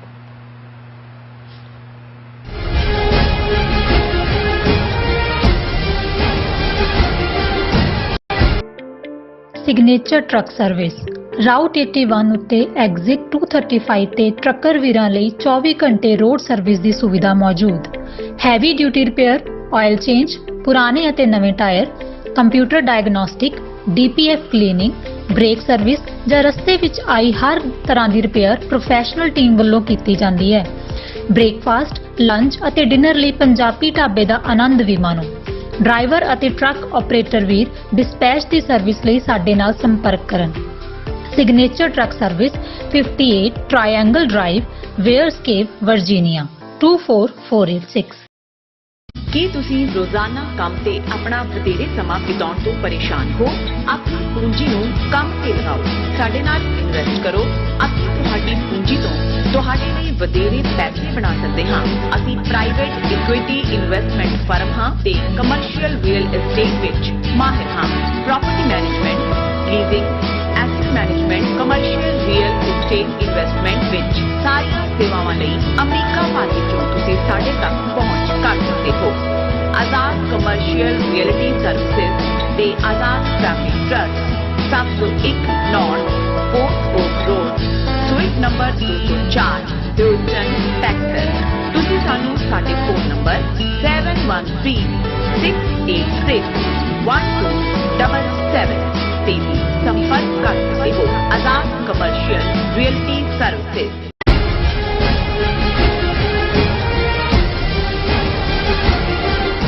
ਦਰਸ਼ਕੋ ਬ੍ਰੇਕ ਤੋਂ ਬਾਅਦ ਆਪਾਂ ਤੁਹਾਨੂੰ ਸਭ ਨੂੰ ਅੱਛੀਆਂ ਕਹਿੰਦੇ ਹਾਂ। ਸੋ ਵੀਅਰਸ ਗੱਲਬਾਤ ਕਰਨ ਜਾ ਰਹੇ ਹਾਂ ਕਿ ਭਾਰਤ ਵਿੱਚ ਡਾਇਸਪੋਰਾ ਸਿੱਖਾਂ ਦੀ ਹਰਾਸਮੈਂਟ ਹੋਰ ਵੀ ਜ਼ਿਆਦਾ ਹੋ ਗਈ ਹੈ। ਬਾਹਰਲੇ ਸਿੱਖਾਂ ਨੂੰ ਦੁਬਾਰਾ ਹੇਠ ਰੱਖਣ ਲਈ ਐਕਸਟ੍ਰਾਡੀਸ਼ਨ ਰੱਖਣ ਦਾ ਹਥਿਆਰ ਭਾਰਤ ਵੱਲੋਂ ਵਰਤਿਆ ਜਾ ਰਿਹਾ ਹੈ। ਸੋ ਇਸ ਬਾਰੇ ਆਪਾਂ ਗੱਲਬਾਤ ਕਰਨ ਜਾ ਰਹੇ ਹਾਂ। ਸੋ ਅਸੀਂ ਚਾਹਾਂਗੇ ਕਿ ਤੁਸੀਂ ਇਸੇ ਤਰ੍ਹਾਂ ਬਣੇ ਰਹਿਣਾ, ਦੇਖਣ ਸੁਣਨ ਲਈ ਐਂ ਲਿਖਣ ਲਈ ਤੁਹਾਡਾ ਸਭ ਦਾ ਬਹੁਤ ਬਹੁਤ ਧੰਨਵਾਦ ਜੀ। ਡਾਕਟਰ ਸਾਹਿਬ ਕੀ ਕਹਿਣਾ ਚਾਹੋਗੇ? ਦੇਖੋ, ਅਸੀਂ ਕੱਲ ਦੇ ਪ੍ਰੋਗਰਾਮ 'ਚ ਡੀਟੇਲ 'ਚ ਇਸ ਨੂੰ ਡਿਸਕਸ ਕੀਤਾ ਸੀ ਕਿ ਪੰਜਾਬ 'ਚ ਕਿਵੇਂ ਜਿਹੜਾ ਇੱਕ ਮਾਹੌਲ ਜਿਸ ਨੂੰ ਆਮ ਆਦਮੀ ਪਾਰਟੀ ਜਿਹੜੀ ਬਿਲਕੁਲ ਹਿੰਦੂਤਵਾਦੀ ਬੀ ਪਾਰਟੀ ਹੈ ਉਹਦੇ ਰਾਹੀਂ ਸਿੱਖ ਨੌਜਵਾਨੀ ਦੀ ਅੱਗੋਂ ਨਸਲਕੁਸ਼ੀ ਦੇ ਲਈ ਰਸਤਾ ਪੱਧਰਾ ਕਰ ਦਿੱਤਾ ਗਿਆ ਹੈ। ਫਰਕ ਇੰਨਾ ਹੀ ਹੈ ਕਿ ਪਹਿਲੇ 80ਵੇਂ 90ਵੇਂ ਦੇ ਦੌਰ ਦੇ ਵਿੱਚ ਉਹਨਾਂ ਨੂੰ ਖੁੰਖਾਰ ਆਤੰਕਵਾਦੀ ਕਹਿ ਕੇ ਮਾਰਿਆ ਗਿਆ ਸੀ, ਹੁਣ ਜਿਹੜਾ ਹੈ ਉਹ ਗੈਂਗਸਟਰ ਕਹਿ ਕੇ ਮਾਰਿਆ ਜਾਏਗਾ। ਔਰ ਇਸ ਸਾਰੇ ਪੀਰੀਅਡ 'ਚ ਜੇ ਅਸੀਂ ਕਿਸਾਨ ਲਹਿਰ ਜਾਂ ਉਸ ਤੋਂ ਪਹਿਲਾਂ ਵੀ, ਹਾਲਾਂਕਿ ਅਸੀਂ ਤਾਂ 80s ਦੀ ਗੱਲ ਕਰਦੇ ਹਾਂ, ਵੀ ਗੱਲ ਕੀਤੀ ਕਿ ਕਿਵੇਂ ਭਾਰਤੀ ਖੁਫੀਆ ਏਜੰਸੀ ਰਾਅ ਨੇ ਕੈਨੇਡਾ, ਅਮਰੀਕਾ, ਆਸਟ੍ਰੇਲੀਆ ਸਮੇਤ ਜਿਹੜਾ ਹੈ ਉਹ ਆਪਣਾ ਜਾਲ ਵਿਛਾਇਆ ਹੋਇਆ ਸੀ ਸਾਰੇ ਪਾਸੇ, ਜਿਹਦੇ 'ਚੋਂ 에ਅਰ ਇੰਡੀਆ ਦਾ ਡਿਜ਼ਾਸਟਰ ਕੱਢਿਆ। ਔਰ ਪਿਛਲੇ ਦਿਨਾਂ ਦੇ ਵਿੱਚ ਸਰੀ ਦੇ ਵਿੱਚ ਵਾਪਰੀ ਮੰਦਭਾਗੀ ਜਿਹੜੀ ਹੈ ਘਟਨਾ ਰਿਪਦਮਨ ਸਿੰਘ ਮਲਕ ਦਾ ਮਰਡਰ ਉਸੇ ਲਾਈਨ ਵੱਲ ਇਸ਼ਾਰਾ ਕਰਦਾ ਜਿਹਨੂੰ ਈਵਨ ਕੈਨੇਡੀਅਨ ਪੁਲਿਸ ਇੰਟੈਲੀਜੈਂਸ ਸਾਬਕਾ ਚੀਫ ਨੇ ਵੀ ਕਿਹਾ ਕਿ ਟਾਰਗੇਟ ਕਿਲਿੰਗ ਹੈ। ਔਰ ਉਹਨਾਂ ਨੇ ਵੀ ਤਾਰਾ ਹੇਅਰ ਜਿਵੇਂ ਮਾਰਿਆ ਗਿਆ ਸੀ ਟਾਰਗੇਟ, ਔਰ ਇਹ ਸਾਰੇ 에ਅਰ ਇੰਡੀਆ ਨਾਲ ਜੁੜਦੇ ਨੇ। ਔਰ 에ਅਰ ਇੰਡੀਆ ਦਾ ਜਿਹੜਾ ਸਿੱਧਾ ਸਬੰਧ ਹੈ ਉਹ ਰਾਅ ਦੇ ਪਲਾਟ ਨਾਲ ਹੈ ਜਿਹੜਾ ਉਹਨਾਂ ਨੇ ਲੇ ਕੀਤਾ, ਜਿਹਦੇ 'ਚ ਉਹਨਾਂ ਨੇ ਫਿਰ ਇਮੋਸ਼ਨਲ ਜਜ਼ਬਾਤੀ ਕਿਸਮ ਦੇ ਸਿੱਖਾਂ ਨੂੰ ਫਸਾਇਆ। ਔਰ ਇਹ ਸਾਰਾ ਜਿਹੜਾ ਹੈ 329 ਜਿਹੜੇ ਬੇਗੁਨਾਹ ਮੁਸਾਫਰ ਔਰ ਕਰੂ ਸੀ ਉਹਨਾਂ ਦੀ ਮੌਤ ਦੇ ਲਈ ਇਹ ਲੋਕ ਇੰਡੀਅਨ ਇੰਟੈਲੀਜੈਂਸ ਰਾਅ ਜ਼ਿੰਮੇਵਾਰ ਹੈ। ਬਿਲਕੁਲ। ਹੁਣ ਜਦੋਂ ਦਾ ਕਿਸਾਨ ਲਹਿਰ ਦੇ ਵਿੱਚ ਡਾਇਸਪੋਰਾ ਸਿੱਖਾਂ ਦਾ ਰੋਲ ਰੈਫਰੈਂਡਮ 2020 ਦੇ ਚੱਲਦੇ ਆ, ਡਾਇਸਪੋਰਾ ਸਿੱਖਾਂ ਵੱਲੋਂ ਖਾਲਿਸਤਾਨ ਦੇ ਹੱਕ 'ਚ ਫਤਵਾ, ਸਰ ਸਿਮਰਨਜੀਤ ਸਿੰਘ ਮਾਨ ਦੀ ਯੂਨੀਕ ਵਿਕਟਰੀ, ਦੀਪ ਸਿੱਧੂ ਮੂਸੇਵਾਲਾ, ਉਹਨਾਂ ਦੀ ਪਪੂਲੈਰਿਟੀ ਜਿਸ ਦੇ ਵਿੱਚ ਜ਼ਾਹਰ ਹੈ ਕਿ ਡਾਇਸਪੋਰਾ ਸਿੱਖਾਂ ਨੇ ਆਪਣਾ ਬਣਦਾ ਯੋਗਦਾਨ ਪਾਇਆ। ਇਸ ਸਾਰੇ ਦੇ ਚੱਲਦੇ ਆ ਇੱਕ ਪਾਸੇ ਤਾਂ ਉੱਥੇ ਮੀਡੀਆ ਰਾਹੀਂ ਬਾਹਰਲੇ ਸਿੱਖਾਂ ਨੂੰ, ਇਹ ਤਾਂ ਵੈਸੇ ਅਸੀਂ ਤੋਂ ਵੀ ਬਲੇਮ ਕਰਦੇ ਸੀ ਕਿ ਜੀ ਇੱਥੇ ਤਾਂ ਕੋਈ ਸਿੱਖ ਖਾਲਿਸਤਾਨ ਨਹੀਂ ਮੰਗਦਾ, ਇਹ ਤਾਂ ਬਾਹਰਲੇ ਹੀ ਰੌਲਾ ਪਾਉਂਦੇ ਨੇ। ਲੇਕਿਨ ਹੁਣ ਅਸੀਂ ਦੇਖ ਰਹੇ ਹਾਂ ਵੀ ਉਹਨਾਂ ਦੇ ਉੱਤੇ ਕਾਨੂੰਨੀ ਸ਼ਿਕੰਜਾ ਕੱਸਣ ਦੇ ਲਈ ਪਹਿਲਾਂ ਤਾਂ ਵਿਦਨ ਜਿਹੜੇ ਇੱਕ ਸਟੇਜ ਸੀ ਉਹਨਾਂ ਨੇ ਮੋਦੀ ਹਕੂਮਤ ਉਹਨਾਂ ਨੇ ਕਿਹਾ ਲਓ ਜੀ ਅਸੀਂ ਬਲੈਕ ਲਿਸਟਾਂ ਖਤਮ ਕਰਤੀਆਂ, ਜਿਹੜਾ ਮਰਜ਼ੀ ਆਏ ਜਾਏ ਫਲਾਣਾ ਢਿਮਕਾ, ਇਹਨੂੰ ਬੜਾ ਪ੍ਰਚਾਰਿਆ, ਕ੍ਰੈਡਿਟ ਲੈਣ ਵਾਲੇ ਵੀ ਦੌੜੇ, ਕੋਈ ਬਾਦਲਾਂ ਵੱਲੋਂ ਕੋਈ ਦੂਜੇ, ਦੇਖੋ ਜੀ ਕਰ ਦਿੱਤਾ ਖਤਮ। ਹੁਣ ਜਿਹੜੇ ਆਲਰੇਡੀ ਉੱਥੇ ਗਏ ਹੋਏ ਨੇ ਔਰ ਇਹਨਾਂ ਦਿਨਾਂ ਦੇ ਵਿੱਚ ਇਸ ਦੌਰ 'ਚ ਉਹਨਾਂ ਦੇ ਨਾਲ ਕੀ ਵਾਪਰ ਰਿਹਾ, ਮੈਂ ਸਿਰਫ ਇੱਕ ਖਬਰ ਜਿਹੜੀ, ਬਾਕੀ ਤਾਂ ਇੰਨੀਆਂ ਜਿਹੜੇ ਕੁਛ ਆਉਂਦੇ ਨੇ ਉਹਨਾਂ ਨੇ ਆਪਣੇ ਬੜੇ ਬਿਟਰ ਤਜਰਬੇ ਦੱਸੇ ਨੇ ਕਿ ਭਾਈ 에ਅਰਪੋਰਟ ਤੇ ਉਹਨਾਂ ਨਾਲ ਕੀ ਹੋਇਆ ਜਾਂ ਵਿਦਨ ਜਿਹੜਾ ਉਹ ਕਿਵੇਂ ਐਨ ਲਾਸਟ ਮਿੰਟ ਦੇ ਉੱਤੇ ਨਿਕਲੇ, ਅਦਰਵਾਈਜ਼ ਉਹਨਾਂ ਨੂੰ ਕਿਵੇਂ ਹਰਾਸ ਕੀਤਾ ਜਾ ਰਿਹਾ ਸੀ। NRI couple detained near Indo-Pak border was roaming near railway station। ਹੁਣ ਅਬੋਹਰ ਦੀ ਖਬਰ ਹੈ, ਅਬੋਹਰ ਦੇ ਰੇਲਵੇ ਸਟੇਸ਼ਨ ਦੇ ਉੱਤੇ ਇੱਕ ਬਾਹਰਲਾ ਕੈਨੇਡੀਅਨ ਸਿਟੀਜ਼ਨ ਦੋਨੋਂ, ਜਿਨ੍ਹਾਂ ਦੇ ਵਿੱਚ ਕੁਲਵਿੰਦਰ ਸਿੰਘ ਔਰ ਉਹਨਾਂ ਦੀ ਸਿੰਘਣੀ ਦਾ ਨਾਂ ਕਰਮਜੀਤ ਕੌਰ ਹੈ ਔਰ ਚੰਨਨ ਖੇੜਾ ਉਹਨਾਂ ਦਾ ਪਿੰਡ ਹੈ, ਉਹ ਅਬੋਹਰ ਰੇਲਵੇ ਸਟੇਸ਼ਨ ਦੇ ਉੱਤੇ ਜਿਹੜਾ ਉਹ ਘੁੰਮ ਰਹੇ ਸੀ। The BSF reportedly detained an NRI couple while roaming near the Indo-Pak border and Munabo in Barmer yesterday। ਹੁਣ ਇਹ ਸਾਰਾ ਹੀ ਫਿਰੋਜ਼ਪੁਰ ਔਰ ਅਬੋਹਰ ਹੁਸੈਨੀਵਾਲਾ ਬਾਰਡਰ ਦੇ ਨਾਲ ਫੜਿਆ, ਉਹਨਾਂ ਨੂੰ ਉੱਥੋਂ ਚੁੱਕਿਆ ਜਾਂਦਾ ਹੈ ਔਰ ਕਿਹਾ ਜਾਂਦਾ ਜੀ ਇਹ ਤਾਂ ਪਾਕਿਸਤਾਨ ਦੇ ਬਾਰਡਰ ਦੇ ਨਾਲ ਘੁੰਮ, ਜਿਵੇਂ ਉਹਨਾਂ ਨੇ ਕੋਈ ਪਾਕਿਸਤਾਨ ਦੇ ਨਾਲ ਜਾ ਕੇ ਸੰਢ-ਗੰਢ ਕਰਨੀ ਸੀ। After questioning the BSF handed them over to the police। ਪਹਿਲਾਂ BSF ਨੇ ਚੁੱਕਿਆ, ਹਰਾਸ ਪੁਲਿਸ ਦੇ ਹਵਾਲੇ ਕਰਤਾ। The due was interrogated at the Joint Interrogation Center by security agencies in Barmer। ਫਿਰ ਬਾਰਮਰ ਦੇ ਥਾਂ ਦੇ ਉੱਤੇ ਸਿਕਿਉਰਿਟੀ ਏਜੰਸੀਆਂ ਦੀਆਂ ਹੋਰ ਟੀਮਾਂ ਆ ਗਈਆਂ, ਇਹਨੂੰ ਹੀ ਹਰਾਸਮੈਂਟ ਕਹਿੰਦੇ ਨੇ। As nothing suspicious was found, the couple having Canadian citizenship was allowed to leave। ਕਿ ਜੀ ਕੋਈ ਸ਼ੱਕੀ ਨਹੀਂ ਨਿਕਲਿਆ, ਫਿਰ ਉਹਨੂੰ ਜਾਣ ਦਿੱਤਾ। ਹੁਣ ਤੁਸੀਂ ਲਾਓ ਕਿ ਵੀ ਇਹ ਜਿਹੜੇ ਉੱਥੇ ਖਾਸ ਤੌਰ ਤੇ ਜਾਣ ਵਾਲੇ ਵੀ ਨੇ ਇਸ ਗੱਲ ਦਾ ਧਿਆਨ ਰੱਖਣ ਕਿ ਇਹ ਸ਼ੁਰੂਆਤ ਹੈ, ਆਉਣ ਵਾਲੇ ਦਿਨਾਂ ਦੇ ਵਿੱਚ ਹੋਰ ਵੀ ਬਦਤਰ। ਔਰ ਫਿਰ ਜਿਹੜੇ ਬਾਹਰਲੇ ਸਿੱਖਾਂ ਦੇ ਉੱਤੇ ਐਕਸਟ੍ਰਾਡੀਸ਼ਨ ਟ੍ਰੀਟੀ ਦੀ ਤਲਵਾਰ ਇਹ ਲਟਕਾਈ ਤਾਂ ਇਹਨਾਂ ਨੇ 1980 'ਚ ਸੀ, ਜਦੋਂ ਅੰਗਰੇਜ਼ਾਂ ਦਾ ਰਾਜ ਸੀ। 1930 ਦੇ ਵਿੱਚ ਐਕਸਟ੍ਰੈਡੀਸ਼ਨ ਟ੍ਰੀਟੀ ਜਿਹੜੀ ਬ੍ਰਿਟਿਸ਼ ਕਾਲੋਨੀ ਸੀ ਇੰਡੀਆ, ਉਹਦੇ ਨਾਲ ਅਮਰੀਕਾ, ਕੈਨੇਡਾ, ਦੂਜਿਆਂ ਤੀਜਿਆਂ ਨੇ ਸਾਈਨ ਕੀਤੀ ਹੋਈ ਸੀ। ਅੱਛਾ। ਉਹਦੇ 'ਚ ਆਪਣੀ ਕਿਸਮ ਦੇ ਜਿਹੜੇ ਨੇ ਕੁਝ ਸੇਫਗਾਰਡ ਸੀ। ਲੇਕਿਨ 84 ਤੋਂ ਬਾਅਦ ਇੰਡੀਆ ਨੇ ਜਿਸ ਤੇਜ਼ੀ ਨਾਲ ਮੁਲਕਾਂ ਨਾਲ ਐਕਸਟ੍ਰੈਡੀਸ਼ਨ ਟ੍ਰੀਟੀ ਸਾਈਨ ਕੀਤੀਆਂ, ਜਿਨ੍ਹਾਂ 'ਚ ਅਮਰੀਕਾ, ਕੈਨੇਡਾ, ਥਾਈਲੈਂਡ, ਮਲਾਈਸ਼ੀਆ, ਕਿਉਂਕਿ ਉਹਨਾਂ ਨੂੰ ਸੀ ਕਿ ਵੀ ਇਹਦੇ ਰਾਹੀਂ ਅਸੀਂ ਇੱਕ ਡਰ, ਇੱਕ ਤਾਂ ਹੁੰਦਾ ਵੀ ਕਿੰਨਿਆਂ ਨੂੰ ਐਕਸਟ੍ਰੈਡਾਈਟ ਕਰ ਲੈਣਗੇ, ਲੇਕਿਨ ਇੱਕ ਡਰ ਤਾਂ ਹੁੰਦਾ ਨਾ ਵੀ ਜੇ ਤੁਸੀਂ ਇੱਥੇ ਬੈਠੇ ਆਪਣੀ ਆਜ਼ਾਦ ਆਵਾਜ਼ ਚੁੱਕ ਰਹੇ ਹੋ, ਭਾਵੇਂ ਤੁਸੀਂ ਅਮਰੀਕਨ ਸਿਟੀਜ਼ਨ ਹੋ ਜਾਂ ਕੈਨੇਡੀਅਨ ਸਿਟੀਜ਼ਨ ਹੋ, ਪਰ ਜੇ ਇੰਡੀਅਨ ਗਵਰਨਮੈਂਟ ਕਹਿੰਦੀ ਹੈ ਜੀ ਇਹ ਫਲਾਣਾ ਫੋਨ ਜੀ ਸਾਡੇ ਕੋਲ ਰਿਕਾਰਡ 'ਚ ਆ ਗਿਆ, ਇਹਨਾਂ ਨੇ ਕੀਤਾ, ਉਹਨੂੰ ਪੈਸੇ ਦਿੱਤੇ, ਉਹਨੂੰ ਉੱਥੋਂ ਚੁਕਾਤਾ, ਉਹਨੂੰ ਫਲਾਣਾ ਕਰਤਾ, ਢਿਮਕਾ ਕਰਤਾ, ਔਰ ਤੁਸੀਂ ਹਕੂਮਤ ਤੋਂ ਐਕਸਟ੍ਰੈਡੀਸ਼ਨ ਮੰਗਦੇ ਹੋ, ਜਿਹੜੀਆਂ ਫਿਰ ਐਕਸਟ੍ਰੈਡੀਸ਼ਨ ਟ੍ਰੀਟੀਜ਼ ਦੇ ਥੱਲੇ ਗਵਰਨਮੈਂਟਸ ਬਾਉਂਡ ਹੁੰਦੀਆਂ ਨੇ। ਬੇਸ਼ੱਕ ਇੱਥੇ ਮੁੜ ਕੇ ਟ੍ਰਾਇਲ ਚੱਲਦਾ ਹੈ, ਪਰ ਤੁਹਾਡੇ ਰਿਸੋਰਸਿਸ ਉਸੇ ਤੇ ਔਰ ਤੁਹਾਡੀ ਖੱਜਲ ਖਰਾਬੀ। ਹੁਣ ਰਣਜੀਤ ਸਿੰਘ ਗਿੱਲ, ਸੁਖਵਿੰਦਰ ਸਿੰਘ ਸੰਧੂ ਇੱਥੇ ਆਏ, ਸੁਖੀ ਆਲਮੋਸਟ 12 ਸਾਲ ਉਹਨਾਂ ਦਾ ਕਿ ਐਕਸਟ੍ਰੈਡੀਸ਼ਨ ਮੰਗੀ ਸੀ ਇੰਡੀਆ ਨੇ। 12 ਸਾਲ ਜਿਹੜਾ ਤੁਹਾਡੇ ਕਿੰਨੇ ਰਿਸੋਰਸ ਐਂਡ ਫਾਈਨਲੀ ਉਹਨਾਂ ਨੂੰ ਭੇਜਿਆ ਗਿਆ। ਕੁਲਬੀਰ ਸਿੰਘ ਬੜਾ ਪਿੰਡ ਇੱਥੇ ਆਇਆ, 11-12 ਸਾਲ ਉਹਨਾਂ ਦਾ ਕੇਸ ਚੱਲਦਾ ਹੈ, ਫਿਰ ਉਹਨਾਂ ਨੂੰ ਲੈ ਜਾਂਦਾ। ਹਰਪਾਲ ਸਿੰਘ ਚੀਮਾ ਜਿਨ੍ਹਾਂ ਦੀ ਸਿੰਘਣੀ ਔਰ ਬੱਚਾ ਅੱਜ ਵੀ ਅਮਰੀਕਾ 'ਚ ਹੈ, ਉਹਨਾਂ ਨੂੰ 10-11 ਸਾਲ ਉਹਨਾਂ ਤੇ ਕੇਸ ਚੱਲ ਕੇ ਲੈ ਗਏ। ਕੈਨੇਡਾ 'ਚ ਉਹਨਾਂ ਨੇ ਮਹੇਸ਼ ਚੰਦਰ ਸਿੰਘ ਔਰ ਦੂਜਾ ਟਰਾਈ ਕੀਤਾ, ਨਹੀਂ ਚੱਲਿਆ। ਪਰ ਹੁਣ ਜਿੰਨਾ ਦਬਾਅ ਕੈਨੇਡਾ ਦੇ ਉੱਤੇ ਇਸ ਵੇਲੇ ਇਹਨਾਂ ਨੇ ਬਣਾਇਆ ਹੋਇਆ ਭਾਰਤੀ ਏਜੰਸੀਆਂ ਨੇ, ਔਰ ਸਿੱਧੂ ਮੂਸੇਵਾਲਾ ਦੇ ਮਰਡਰ ਤੋਂ ਇੱਕਦਮ ਬਾਅਦ ਗੋਲਡੀ ਬਰਾੜ ਦਾ ਨਾਂ ਕਿ ਜੀ ਕੈਨੇਡਾ ਬੇਸਡ ਹੈ, ਉਹਨੇ ਜ਼ਿੰਮੇਵਾਰੀ ਲੈ ਲਈ, ਉਹਨੇ ਫਲਾਣਾ ਢਿਮਕਾ, ਔਰ ਉਹਨੂੰ ਰਿਪੀਟ ਕਰਦੇ ਗਏ ਲਗਾਤਾਰਤਾ ਨਾਲ। ਫਿਰ ਭੱਜ ਕੇ ਭਗਵੰਤ ਮਾਨ ਦਿੱਲੀ 'ਚ ਹਾਈ ਕਮਿਸ਼ਨਰ ਨੂੰ ਮਿਲਣ ਗਿਆ ਕੈਨੇਡਾ ਦੇ ਨੂੰ ਕਿ ਜੀ ਤੁਸੀਂ ਪੰਜਾਬ ਪੁਲਿਸ ਦੇ ਨਾਲ ਸਿੱਧੀ ਡੀਲ ਕਰੋ। ਦੂਸਰਾ ਹੁਣ ਅਸੀਂ ਦੇਖ ਰਹੇ ਹਾਂ ਕਿ 6 ਫਾਰ ਜਸਟਿਸ ਦੇ ਜਿਹੜੇ ਐਕਟਿਵਿਸਟ ਨੇ ਕੈਨੇਡਾ ਦੇ ਵਿੱਚ ਦੂਜੇ, ਉਹਨਾਂ ਨੂੰ ਜੋੜਿਆ ਜਾ ਰਿਹਾ ਕਿ ਜੀ ਉਹ ਫੋਨ ਉਹਨਾਂ ਨੇ ਉਹ ਜਿਹੜੇ ਗੈਂਗਸਟਰ ਸੀ ਉਹਨਾਂ ਦੀਆਂ ਪਨਾਹਗਾਹਾਂ ਬਣਾਉਣੀਆਂ ਸੀ, ਔਰ ਦੂਸਰਾ ਉਹਦੀ ਆ ਗਏ ਸਾਹਮਣੇ ਸਬੂਤ ਫਲਾਣਾ, ਕਿਉਂਕਿ ਆਉਣ ਵਾਲੇ ਪੀਰੀਅਡ 'ਚ ਉਹਨਾਂ ਨੇ ਇਹੀ ਟ੍ਰੀਟੀ ਦੇ ਥੱਲੇ ਜਿਹੜੇ ਐਕਟਿਵਿਸਟ ਨੇ ਉਹਨਾਂ ਦੀ ਮੰਗ ਕਰਨੀ ਹੈ। ਲੇਕਿਨ ਉਹ ਸੋ ਕਾਲਡ ਗੋਲਡੀ ਬਰਾੜ ਕੌਣ ਹੈ? ਈਵਨ ਇਹਨਾਂ ਨੇ ਤਾਂ ਐਸੇ ਫੇਕ ਕਰੈਕਟਰ ਕੀਤੇ ਨੇ ਕ੍ਰੀਏਟ। ਏਅਰ ਇੰਡੀਆ ਦੇ ਵੇਲੇ ਵੀ 2 ਨਾਂ ਇਹਨਾਂ ਨੇ, ਲਾਲ ਸਿੰਘ, ਅਮੰਦ ਸਿੰਘ, ਉਹ ਇਹਨਾਂ ਦੇ ਕ੍ਰੀਏਟ ਕੀਤੇ ਸੀ। ਲਾਲ ਸਿੰਘ ਅਮਰੀਕਾ 'ਚ ਆ ਗਿਆ, ਅਮੰਦ ਸਿੰਘ ਉੱਥੇ ਚਲਾ ਗਿਆ। ਜਿਹੜਾ ਕੋਈ ਵਿਚਾਰੇ ਦਾ ਜੈਨੂਨ ਨਾਂ ਵੀ ਲਾਲ ਸਿੰਘ ਸੀ, ਉਹਨੂੰ ਚੁੱਕ ਕੇ ਇੰਟਰੋਗੇਟ ਕਰਦੇ ਰਹੇ ਕਿ ਤੂੰ ਸੀ ਐਲ ਸਿੰਘ, ਏ ਸਿੰਘ, ਲਾਲ ਸਿੰਘ, ਅਮੰਦ ਸਿੰਘ ਹੈ ਜੀ। ਇਹ ਜਿਵੇਂ ਇਵੇਂ ਹੀ ਜਿਹੜਾ ਇਹਨਾਂ ਨੇ ਹੋਰ ਡਰਾਮੇਬਾਜ਼ੀਆਂ ਕੀਤੀਆਂ। ਹੁਣ ਇਹ ਹੈ efforts on to extradite Canada based gangster Goldy Brar, Punjab DGP Gaurav Yadav. ਹੁਣ ਗੌਰਵ ਯਾਦਵ ਜਿਹੜਾ ਝੂਠਾ ਐਨਕਾਊਂਟਰ ਇਹਨਾਂ ਨੇ 2 ਮੁੰਡਿਆਂ ਦਾ ਬਣਾਇਆ ਭਕਨੇ ਪਿੰਡ ਦੇ ਵਿੱਚ, ਉਸ ਤੋਂ ਫੌਰਨ ਬਾਅਦ ਇਹ ਜਿਹੜਾ ਇਹ ਕਹਿ ਰਿਹਾ ਕਿ ਜੇ ਅਸੀਂ ਇੱਕ ਮੁਹਿੰਮ ਵਿੱਢ ਦਿੱਤੀ ਹੈ, ਅਸੀਂ ਖਤਮ ਕਰ ਦਿਆਂਗੇ ਪੰਜਾਬ 'ਚੋਂ gangster culture. Bhagwant Mann tweet ਕਰ ਰਿਹਾ ਅਸੀਂ ਭਾਈਚਾਰਾ ਤੇ ਅਮਨ ਇਹ ਵਿਗੜਨ ਨਹੀਂ ਦਿਆਂਗੇ, ਔਰ ਹੁਣ ਅੱਜ ਉਹ ਦਾਅਵਾ ਕਰ ਰਿਹਾ ਜੀ ਅਸੀਂ ਐਕਸਟ੍ਰੈਡੀਸ਼ਨ ਦੀ ਮੰਗਾਂਗੇ ਔਰ ਦੂਸਰਾ ਤੀਸਰਾ।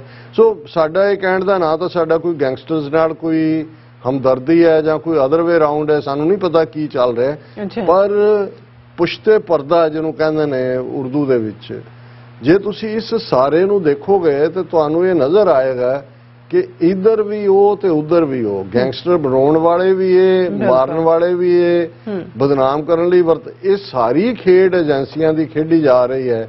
ਔਰ ਅਸੀਂ ਔਰ ਸਾਡਾ ਇੱਕ ਤਬਕਾ ਕਿਤੇ ਨਾ ਕਿਤੇ ਉਹਨਾਂ ਦੇ ਹੱਥਾਂ ਦੇ ਵਿੱਚ ਪਾਉਣ ਹੈ, ਉਹਨਾਂ ਦੇ ਹੱਥਾਂ 'ਚ ਖਿਡੌਣਾ ਹੈ ਜਾਂ ਉਹਨਾਂ ਦਾ ਹੱਥ ਠੋਕਾ ਬਣੇ। ਜੀ ਡਾਕਟਰ ਸਾਹਿਬ ਤੁਹਾਡਾ ਬਹੁਤ ਬਹੁਤ ਸ਼ੁਕਰੀਆ। ਸਾਥ ਲੈਣੇ ਬ੍ਰੇਕ। ਵਿਊਅਰਸ ਤੁਸੀਂ ਕਿਤੇ ਨਹੀਂ ਜਾਣਾ, ਮਿਲਦੇ after this short break.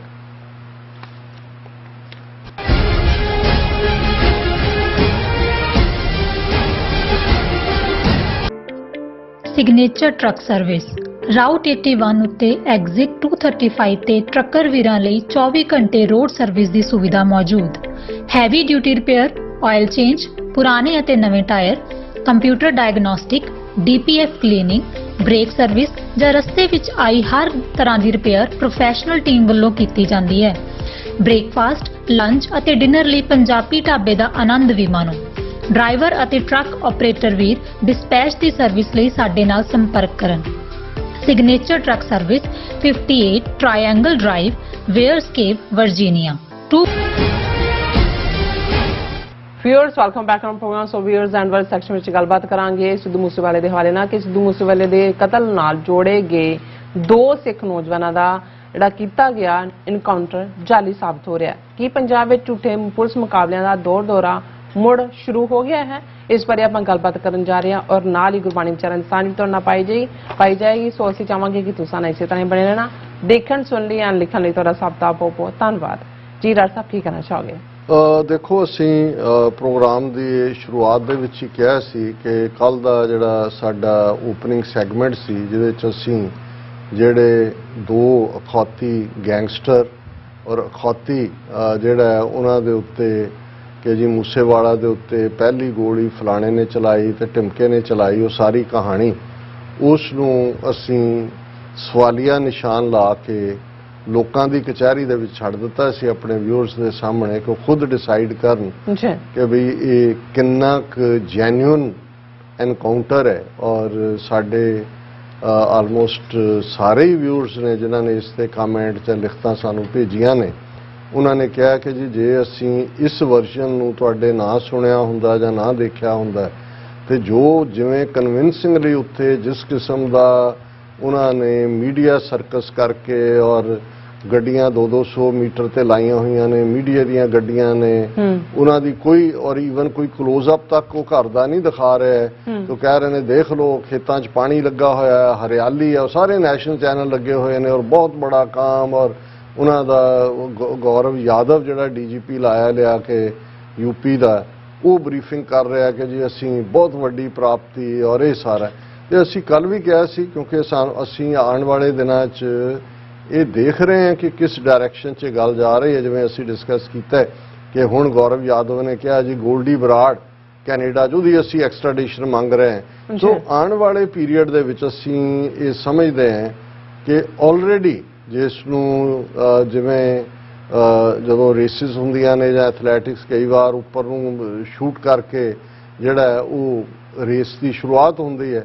So already gangster ਕਹਿ ਕੇ ਪੰਜਾਬ ਦੇ ਸਿੱਖ ਨੌਜਵਾਨੀ ਨੂੰ, ਪੇਂਡੂ ਨੌਜਵਾਨੀ ਨੂੰ ਮਾਰਨ ਦਾ ਸਿਲਸਿਲਾ ਸ਼ੁਰੂ ਕਰ ਦਿੱਤਾ ਗਿਆ।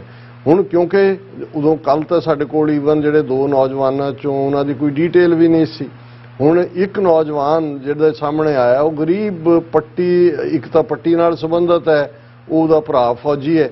ਹੁਣ ਦੂਸਰਾ ਜਿਹੜਾ ਇੱਕ ਗਰੀਬ ਦਲਿਤ ਪਰਿਵਾਰ ਦਾ ਮੁੰਡਾ ਜਿਹਨੂੰ ਕਿਸੇ ਕੇਸ ਦੇ ਵਿੱਚੋਂ ਫਸਿਆ ਸੀ ਔਰ ਦੂਜਾ ਉਹ ਜੇਲ੍ਹ ਗਿਆ ਆ ਰਿਹਾ ਹੈ, ਉਹਦੇ ਕੋਲੋਂ ਤੇ ਆਮ ਲੋਕ ਪਿੰਡਾਂ ਵਾਲੇ ਵੀ ਕਹਿ ਰਹੇ ਨੇ ਕਿਉਂਕਿ ਪਹਿਲੀ ਸਟੇਜ ਤੇ ਤਾਂ ਲੋਕਲ ਤਾਂ ਪਿੰਡਾਂ ਵਾਲੇ ਘਰਾਂ ਦੇ ਅੰਦਰ ਤਾੜ ਦਿੱਤੇ ਜਿੱਥੇ ਮੁਕਾਬਲਾ ਹੋਇਆ, ਹਕੀਕਤ ਸਾਹਮਣੇ ਨਹੀਂ ਆਈ। ਪਰ ਇਹ BBC ਦੀ ਸਟੋਰੀ ਸੀ ਕਿ ਜਿਸ ਪਿੰਡ ਦਾ ਜੋ ਵੀ ਉਹਦਾ ਨਾਮ ਰੂਪਾ ਕੀ ਨਿਕਨੇਮ ਕੀ ਹੈ, ਉਹ ਕਹਿ ਰਹੇ ਨੇ ਜੀ ਇਹ ਤਾਂ ਸਾਰਾ ਟੱਬਰ ਹੀ ਸਾਊ ਹੈ ਵੀ ਇਹ ਤਾਂ ਮਿਸਤਰੀਆਂ ਦਾ ਕੰਮ ਕਰਦਾ, ਗਰੀਬ ਦਲਤਾਂ ਦਾ ਮੁੰਡਾ ਹੈ, ਇਹ ਕਿੱਥੋਂ ਸ਼ਾਰਪ ਸ਼ੂਟਰ 2 ਸਾਲ 'ਚ ਬਣ ਗਿਆ, ਕਿਹਨੇ ਇਹਨੂੰ ਟ੍ਰੇਨਿੰਗ ਦਿੱਤੀ, ਕਿੱਥੋਂ ਕੀ ਆਇਆ ਕਿ ਵੀ ਇਹ ਤਾਂ ਹਾਂ ਛੋਟੇ-ਮੋਟੇ ਕ੍ਰਿਮੀਨਲ ਇੱਧਰ ਉੱਧਰ, ਉਹ ਤਾਂ ਜਦੋਂ ਤੁਸੀਂ ਭੁੱਖ ਨਾਲ ਸਤਾਏ ਹੋਏ ਹੋ ਜਾਂ ਕੋਈ ਹੋਰ ਤੁਹਾਨੂੰ ਜਿਹੜਾ ਉਹ ਉਸ ਰਸਤੇ ਤੇ ਤੁਰਨ ਲਈ ਮਜਬੂਰ ਕਰ ਦਿੱਤਾ ਜਾਂਦਾ। ਪਰ ਜਿੰਨਾ ਵੱਡਾ ਬਣਾ ਕੇ ਜਾਂ ਜਿਸ ਅੰਦਾਜ਼ ਦੇ ਵਿੱਚ ਉਹ ਲੋਕਾਂ ਦਾ ਹੀ ਕਹਿਣਾ ਸੀ ਕਿ ਵੀ ਇਸ ਕਹਾਣੀ ਦੇ ਉੱਤੇ ਯਕੀਨ ਨਹੀਂ ਕੀਤਾ ਜਾ ਸਕਦਾ। ਹਾਲਾਂ ਆਉਣ ਵਾਲੇ ਦਿਨਾਂ 'ਚ ਭਕਨਾ ਪਿੰਡ ਜਾਂ ਉਹਨਾਂ ਨਾਲ ਸੰਬੰਧਿਤ ਲੋਕਾਂ ਦੀਆਂ ਵੀ ਕਹਾਣੀਆਂ ਸਾਹਮਣੇ ਆਉਣਗੀਆਂ, ਪਰ ਅਸੀਂ ਇਹ ਸਮਝਦੇ ਹਾਂ ਕਿ ਆਲਰੇਡੀ ਉਹਨਾਂ ਨੇ ਇੱਕ ਬਿਰਤਾਂਤ ਸਿਰਜ ਦਿੱਤਾ ਹੈ ਕਿ ਪੰਜਾਬ ਦੇ ਵਿੱਚ ਜਿਹੜਾ ਗੈਂਗ ਵਾਰਫੇਅਰ ਬਹੁਤ ਵੱਡਾ ਚੈਲੰਜ ਹੈ ਔਰ ਇਹਨਾਂ ਨੂੰ ਬਾਹਰਲੇ ਜਿਹੜੇ ਇਹਨਾਂ ਦੀਆਂ ਤੰਦਾਂ ਬਾਹਰ ਡਾਇਸਪੋਰਾ ਦੇ ਵਿੱਚ ਬੈਠੇ ਜਿਹੜੇ ਸਿੱਖ ਨੇ ਫਿਰ ਉਹਨਾਂ ਦਾ ਸਬੰਧ ਨਾਲ ਖਾਲਿਸਤਾਨ ਦੇ ਨਾਲ ਵੀ ਜੋੜ ਦਿੱਤਾ ਕਿਉਂਕਿ ਨਾਲ ਦੀ ਨਾਲ ਸਾਈਮਲਟੇਨੀਅਸਲੀ ਕਹਾਣੀ ਪਲਾਂਟ ਕਰਾਈ ਗਈ ਕਿ ਜੀ ਸਿੱਖਸ ਫਾਰ ਜਸਟਿਸ ਦੇ ਵੱਲੋਂ ਜਿਹੜੀ ਇੱਕ ਦਹਿਸ਼ਤਗਰਦ ਜਥੇਬੰਦੀ ਹੈ ਉਹਨਾਂ ਦੇ ਕਹਿਣ ਮੁਤਾਬਕ ਉਹਨਾਂ ਵੱਲੋਂ ਇਹਨਾਂ ਦੇ ਜਿਹੜੀ ਹੈ ਉਹ ਰਿਹਾਇਸ਼ ਦਾ ਪ੍ਰਬੰਧ ਕੀਤਾ ਜਾ ਰਿਹਾ ਸੀ। ਫਿਰ ਉਹਨਾਂ ਦੋਨਾਂ ਦਾ ਮੁਕਾਬਲਾ ਜਿਹੜਾ ਉਹ ਜਾ ਕੇ ਬਾਰਡਰ ਦੇ ਨਾਲ ਲੱਗਦੇ, ਹਰ ਮੀਡੀਆ ਨੇ ਮੈਂਸ਼ਨ ਕੀਤਾ ਜੀ ਪਾਕਿਸਤਾਨ ਬਾਰਡਰ ਦੇ ਨਾਲ ਲੱਗਦੇ, ਇਹ ਵੀ ਪ੍ਰਭਾਵ ਦੇਣ ਦੀ ਕੋਸ਼ਿਸ਼ ਕੀਤੀ ਕਿ ਜਿਵੇਂ ਉਹਨਾਂ ਨੂੰ ਪਾਕਿਸਤਾਨ ਕੱਢਿਆ ਜਾਣਾ ਸੀ। ਸਿੱਖਸ ਫਾਰ ਜਸਟਿਸ ਜਿਹੜੇ ਇਹਨਾਂ ਦੇ ਨੇ ਜੋ ਉਹਨਾਂ ਨੂੰ ਦਹਿਸ਼ਤਗਰਦ ਬਣਾਇਆ ਹੋਇਆ, ਪਾਕਿਸਤਾਨ ਨੂੰ ਦਹਿਸ਼ਤਗਰਦੀ ਨਾਲ ਜੋੜਿਆ ਹੋਇਆ ਤੇ ਪਾਕਿਸਤਾਨ ਦੇ ਨਾਲ ਜੋੜ ਕੇ ਫਿਰ ਇਹਨੂੰ ਇੰਟਰਨੈਸ਼ਨਲੀ ਉਹਨਾਂ ਨੇ ਆਪਣਾ ਸੌਦਾ ਵੀ ਵੇਚਣਾ ਆਉਣ ਵਾਲੇ ਦਿਨਾਂ 'ਚ। ਸੋ ਅਸੀਂ ਤਾਂ ਇਹੀ ਕਹਿਣਾ ਚਾਹੁੰਦੇ ਹਾਂ ਵੀ ਸਾਡਾ ਤਾਂ ਬਾਮੁਲਾਜ਼ਾ ਹੋਸ਼ਿਆਰ ਇੰਨਾ ਹੀ ਸਾਡਾ ਰੋਲ ਹੈ। ਬਾਕੀ ਤਾਂ ਜਿਹੜਾ ਉਹ ਸਾਡੀ ਕੌਮ ਨੇ ਦੇਖਣਾ ਹੈ ਕਿ ਉਹ ਇਸ ਕਿਸਮ ਦੇ ਜਿਹੜੇ ਇੱਕ ਤੋਂ ਬਾਅਦ ਇੱਕ ਜਾਲ ਵਿਛਾ ਰਹੇ ਨੇ, ਉਸ ਜਾਲ ਦੀਆਂ ਜਿਹੜਾ ਤੰਦਾਂ ਨੇ, ਉਹ ਜਾਲ ਹੈ, ਉਹਨੂੰ ਕਿਵੇਂ ਕੁਤਰਨਾ। ਔਰ ਅਖੀਰ 'ਚ ਜਿਵੇਂ ਅਸੀਂ ਰੋਜ਼ਾਨਾ ਰੂਹਾਨੀ ਵਿਚਾਰ ਕਰਦੇ ਹਾਂ, ਅੱਜ ਪੰਜਵੇਂ ਪਾਤਸ਼ਾਹ ਦਾ ਸ਼ਬਦ ਸ੍ਰੀ ਰਾਗ ਮਹੱਲਾ ਪੰਜਵਾਂ ਘਰ ਦੂਜਾ ਸ੍ਰੀ ਰਾਗ ਦੇ ਵਿੱਚ ਇਹ ਸ਼ਬਦ ਹੈ। ਔਰ ਗੋਇਲ ਆਇਆ ਗੋਇਲੀ ਕਿਆ ਤਿਸ ਡੰਫ ਪਸਾਰ, ਮੋਹਲਤ ਪੁੰਨੀ ਚਲਣਾ ਤੂੰ ਸੰਭਲ ਕਾਰਬਾਰ, ਹਰ ਗੁਣ ਗਾਓ ਮਨਾ ਸਤਿਗੁਰ ਸੇਵ ਪਿਆਰ, ਕਿਆ ਥੋੜੜੀ ਬਾਤ ਗੁਮਾਨ ਰਹਾਓ। ਜਿਵੇਂ ਰਹਾਓ ਦੀ ਤੁਕ ਕੇਂਦਰੀ ਨੁਕਤਾ ਹੁੰਦੀ ਹੈ, ਇਹਦੇ 'ਚ ਰਹਾਓ ਦੀ ਤੁਕ ਸਿੰਪਲ ਹਰ ਗੁਣ ਗਾਓ ਮਨਾ ਸਤਿਗੁਰ ਸੇਵ ਪਿਆਰ। हे ਮੇਰੇ ਮਨ, ਉਸ ਵਾਹਿਗੁਰੂ ਦੇ, ਅਕਾਲ ਪੁਰਖ ਦੇ, ਕਰਤਾਰ ਦੇ, ਕ੍ਰੀਏਟਰ ਦੇ, ਰੱਬੁਲ ਆਲਮੀਨ ਦੇ ਗੁਣ ਗਾ, ਸਤਿਗੁਰ ਸੇਵ ਪਿਆਰ। ਉਸ ਦੀ ਸੇਵਾ ਦੇ ਵਿੱਚ ਆਪਣਾ ਆਪਾ ਲਾ ਦੇ, ਪਿਆਰ ਦੇ ਨਾਲ, ਮੁਹੱਬਤ ਦੇ ਨਾਲ, ਦਿਲੋਂ ਮਨੋਂ। ਹਰ ਗੁਣ ਗਾਓ ਮਨਾ ਸਤਿਗੁਰ ਸੇਵ ਪਿਆਰ, ਕਿਆ ਥੋੜੜੀ ਬਾਤ ਗੁਮਾਨ। ਤੂੰ ਕਿਹੜੀਆਂ ਛੋਟੀਆਂ ਚੀਜ਼ਾਂ ਦੇ ਵਿੱਚ ਹੰਕਾਰ ਦੇ ਵਿੱਚ ਆਫਰਦਾ ਹੈ। ਗੁਮਾਨ ਹੁੰਦਾ ਹੈ ਪ੍ਰਾਈਡ, ਕਿ ਕਿਹੜੀਆਂ ਥੋੜੀਆਂ ਛੋਟੀਆਂ ਚੀਜ਼ਾਂ ਦੇ ਵਿੱਚ ਤੂੰ ਆਪਣੇ ਆਪ ਨੂੰ ਫਖਰ ਲੈਂਦਾ ਹੈ ਜਾਂ ਆਪਣੇ ਆਪ ਨੂੰ ਵੱਡਾ ਸਮਝਦਾ ਹੈ। ਔਰ ਇਸ ਦੇ ਲਈ ਜਿਹੜਾ ਅਲੰਕਾਰ ਵਰਤਿਆ ਗਿਆ, ਉਹ ਜਦੋਂ ਅਸੀਂ ਪੰਜਾਬ ਦੇ ਉਸ ਸਿਨੇਰੀਓ ਨੂੰ ਵੀ ਦੇਖਦੇ ਹਾਂ, ਅਕਸਰ ਇੱਕ ਲਫ਼ਜ਼ ਪੰਜਾਬੀ ਦਾ ਜਦੋਂ ਇਹ ਕਿਹਾ ਜਾਂਦਾ ਜੀ ਉੱਥੇ ਤਾਂ ਔੜ ਲੱਗੀ ਹੋਈ ਹੈ। ਹੁਣ ਔੜ ਲਫ਼ਜ਼ ਹੈ ਜਦੋਂ ਮੀਂਹ ਨਹੀਂ ਪੈਂਦੇ ਜਾਂ ਜਿੱਥੇ ਸੋਕਾ ਪਿਆ ਹੁੰਦਾ। ਔਰ ਔੜ ਦੇ ਵਿੱਚ ਕਿਉਂਕਿ ਲੋਕਾਂ ਦਾ ਇੱਕ ਵੱਡਾ ਕਿੱਤਾ ਉਸ ਜ਼ਮਾਨੇ 'ਚ ਵੀ ਅੱਜ ਵੀ ਭਾਰਤ ਦੇ ਵਿੱਚ 60% ਲੋਕ ਖੇਤੀਬਾੜੀ ਤੇ ਡਿਪੈਂਡ ਕਰਦੇ ਨੇ, ਤਾਂ ਉਹੀ ਡੰਗਰ ਤੁਹਾਡੇ ਲਈ ਦੁੱਧ ਦੇਣ ਵਾਲੇ ਵੀ ਨੇ। ਜੇ ਤੁਸੀਂ ਖੇਤੀ ਕਰਨੀ ਹੈ ਬਲਦਾਂ ਦੇ ਨਾਲ, ਉਹ ਵੀ ਹੈ। ਸੋ ਜਿਹੜਾ ਪਸ਼ੂਆਂ ਦੀ ਖੁਰਾਕ ਹੈ ਉਹ ਤਾਂ ਚਾਰਾ ਹੈ।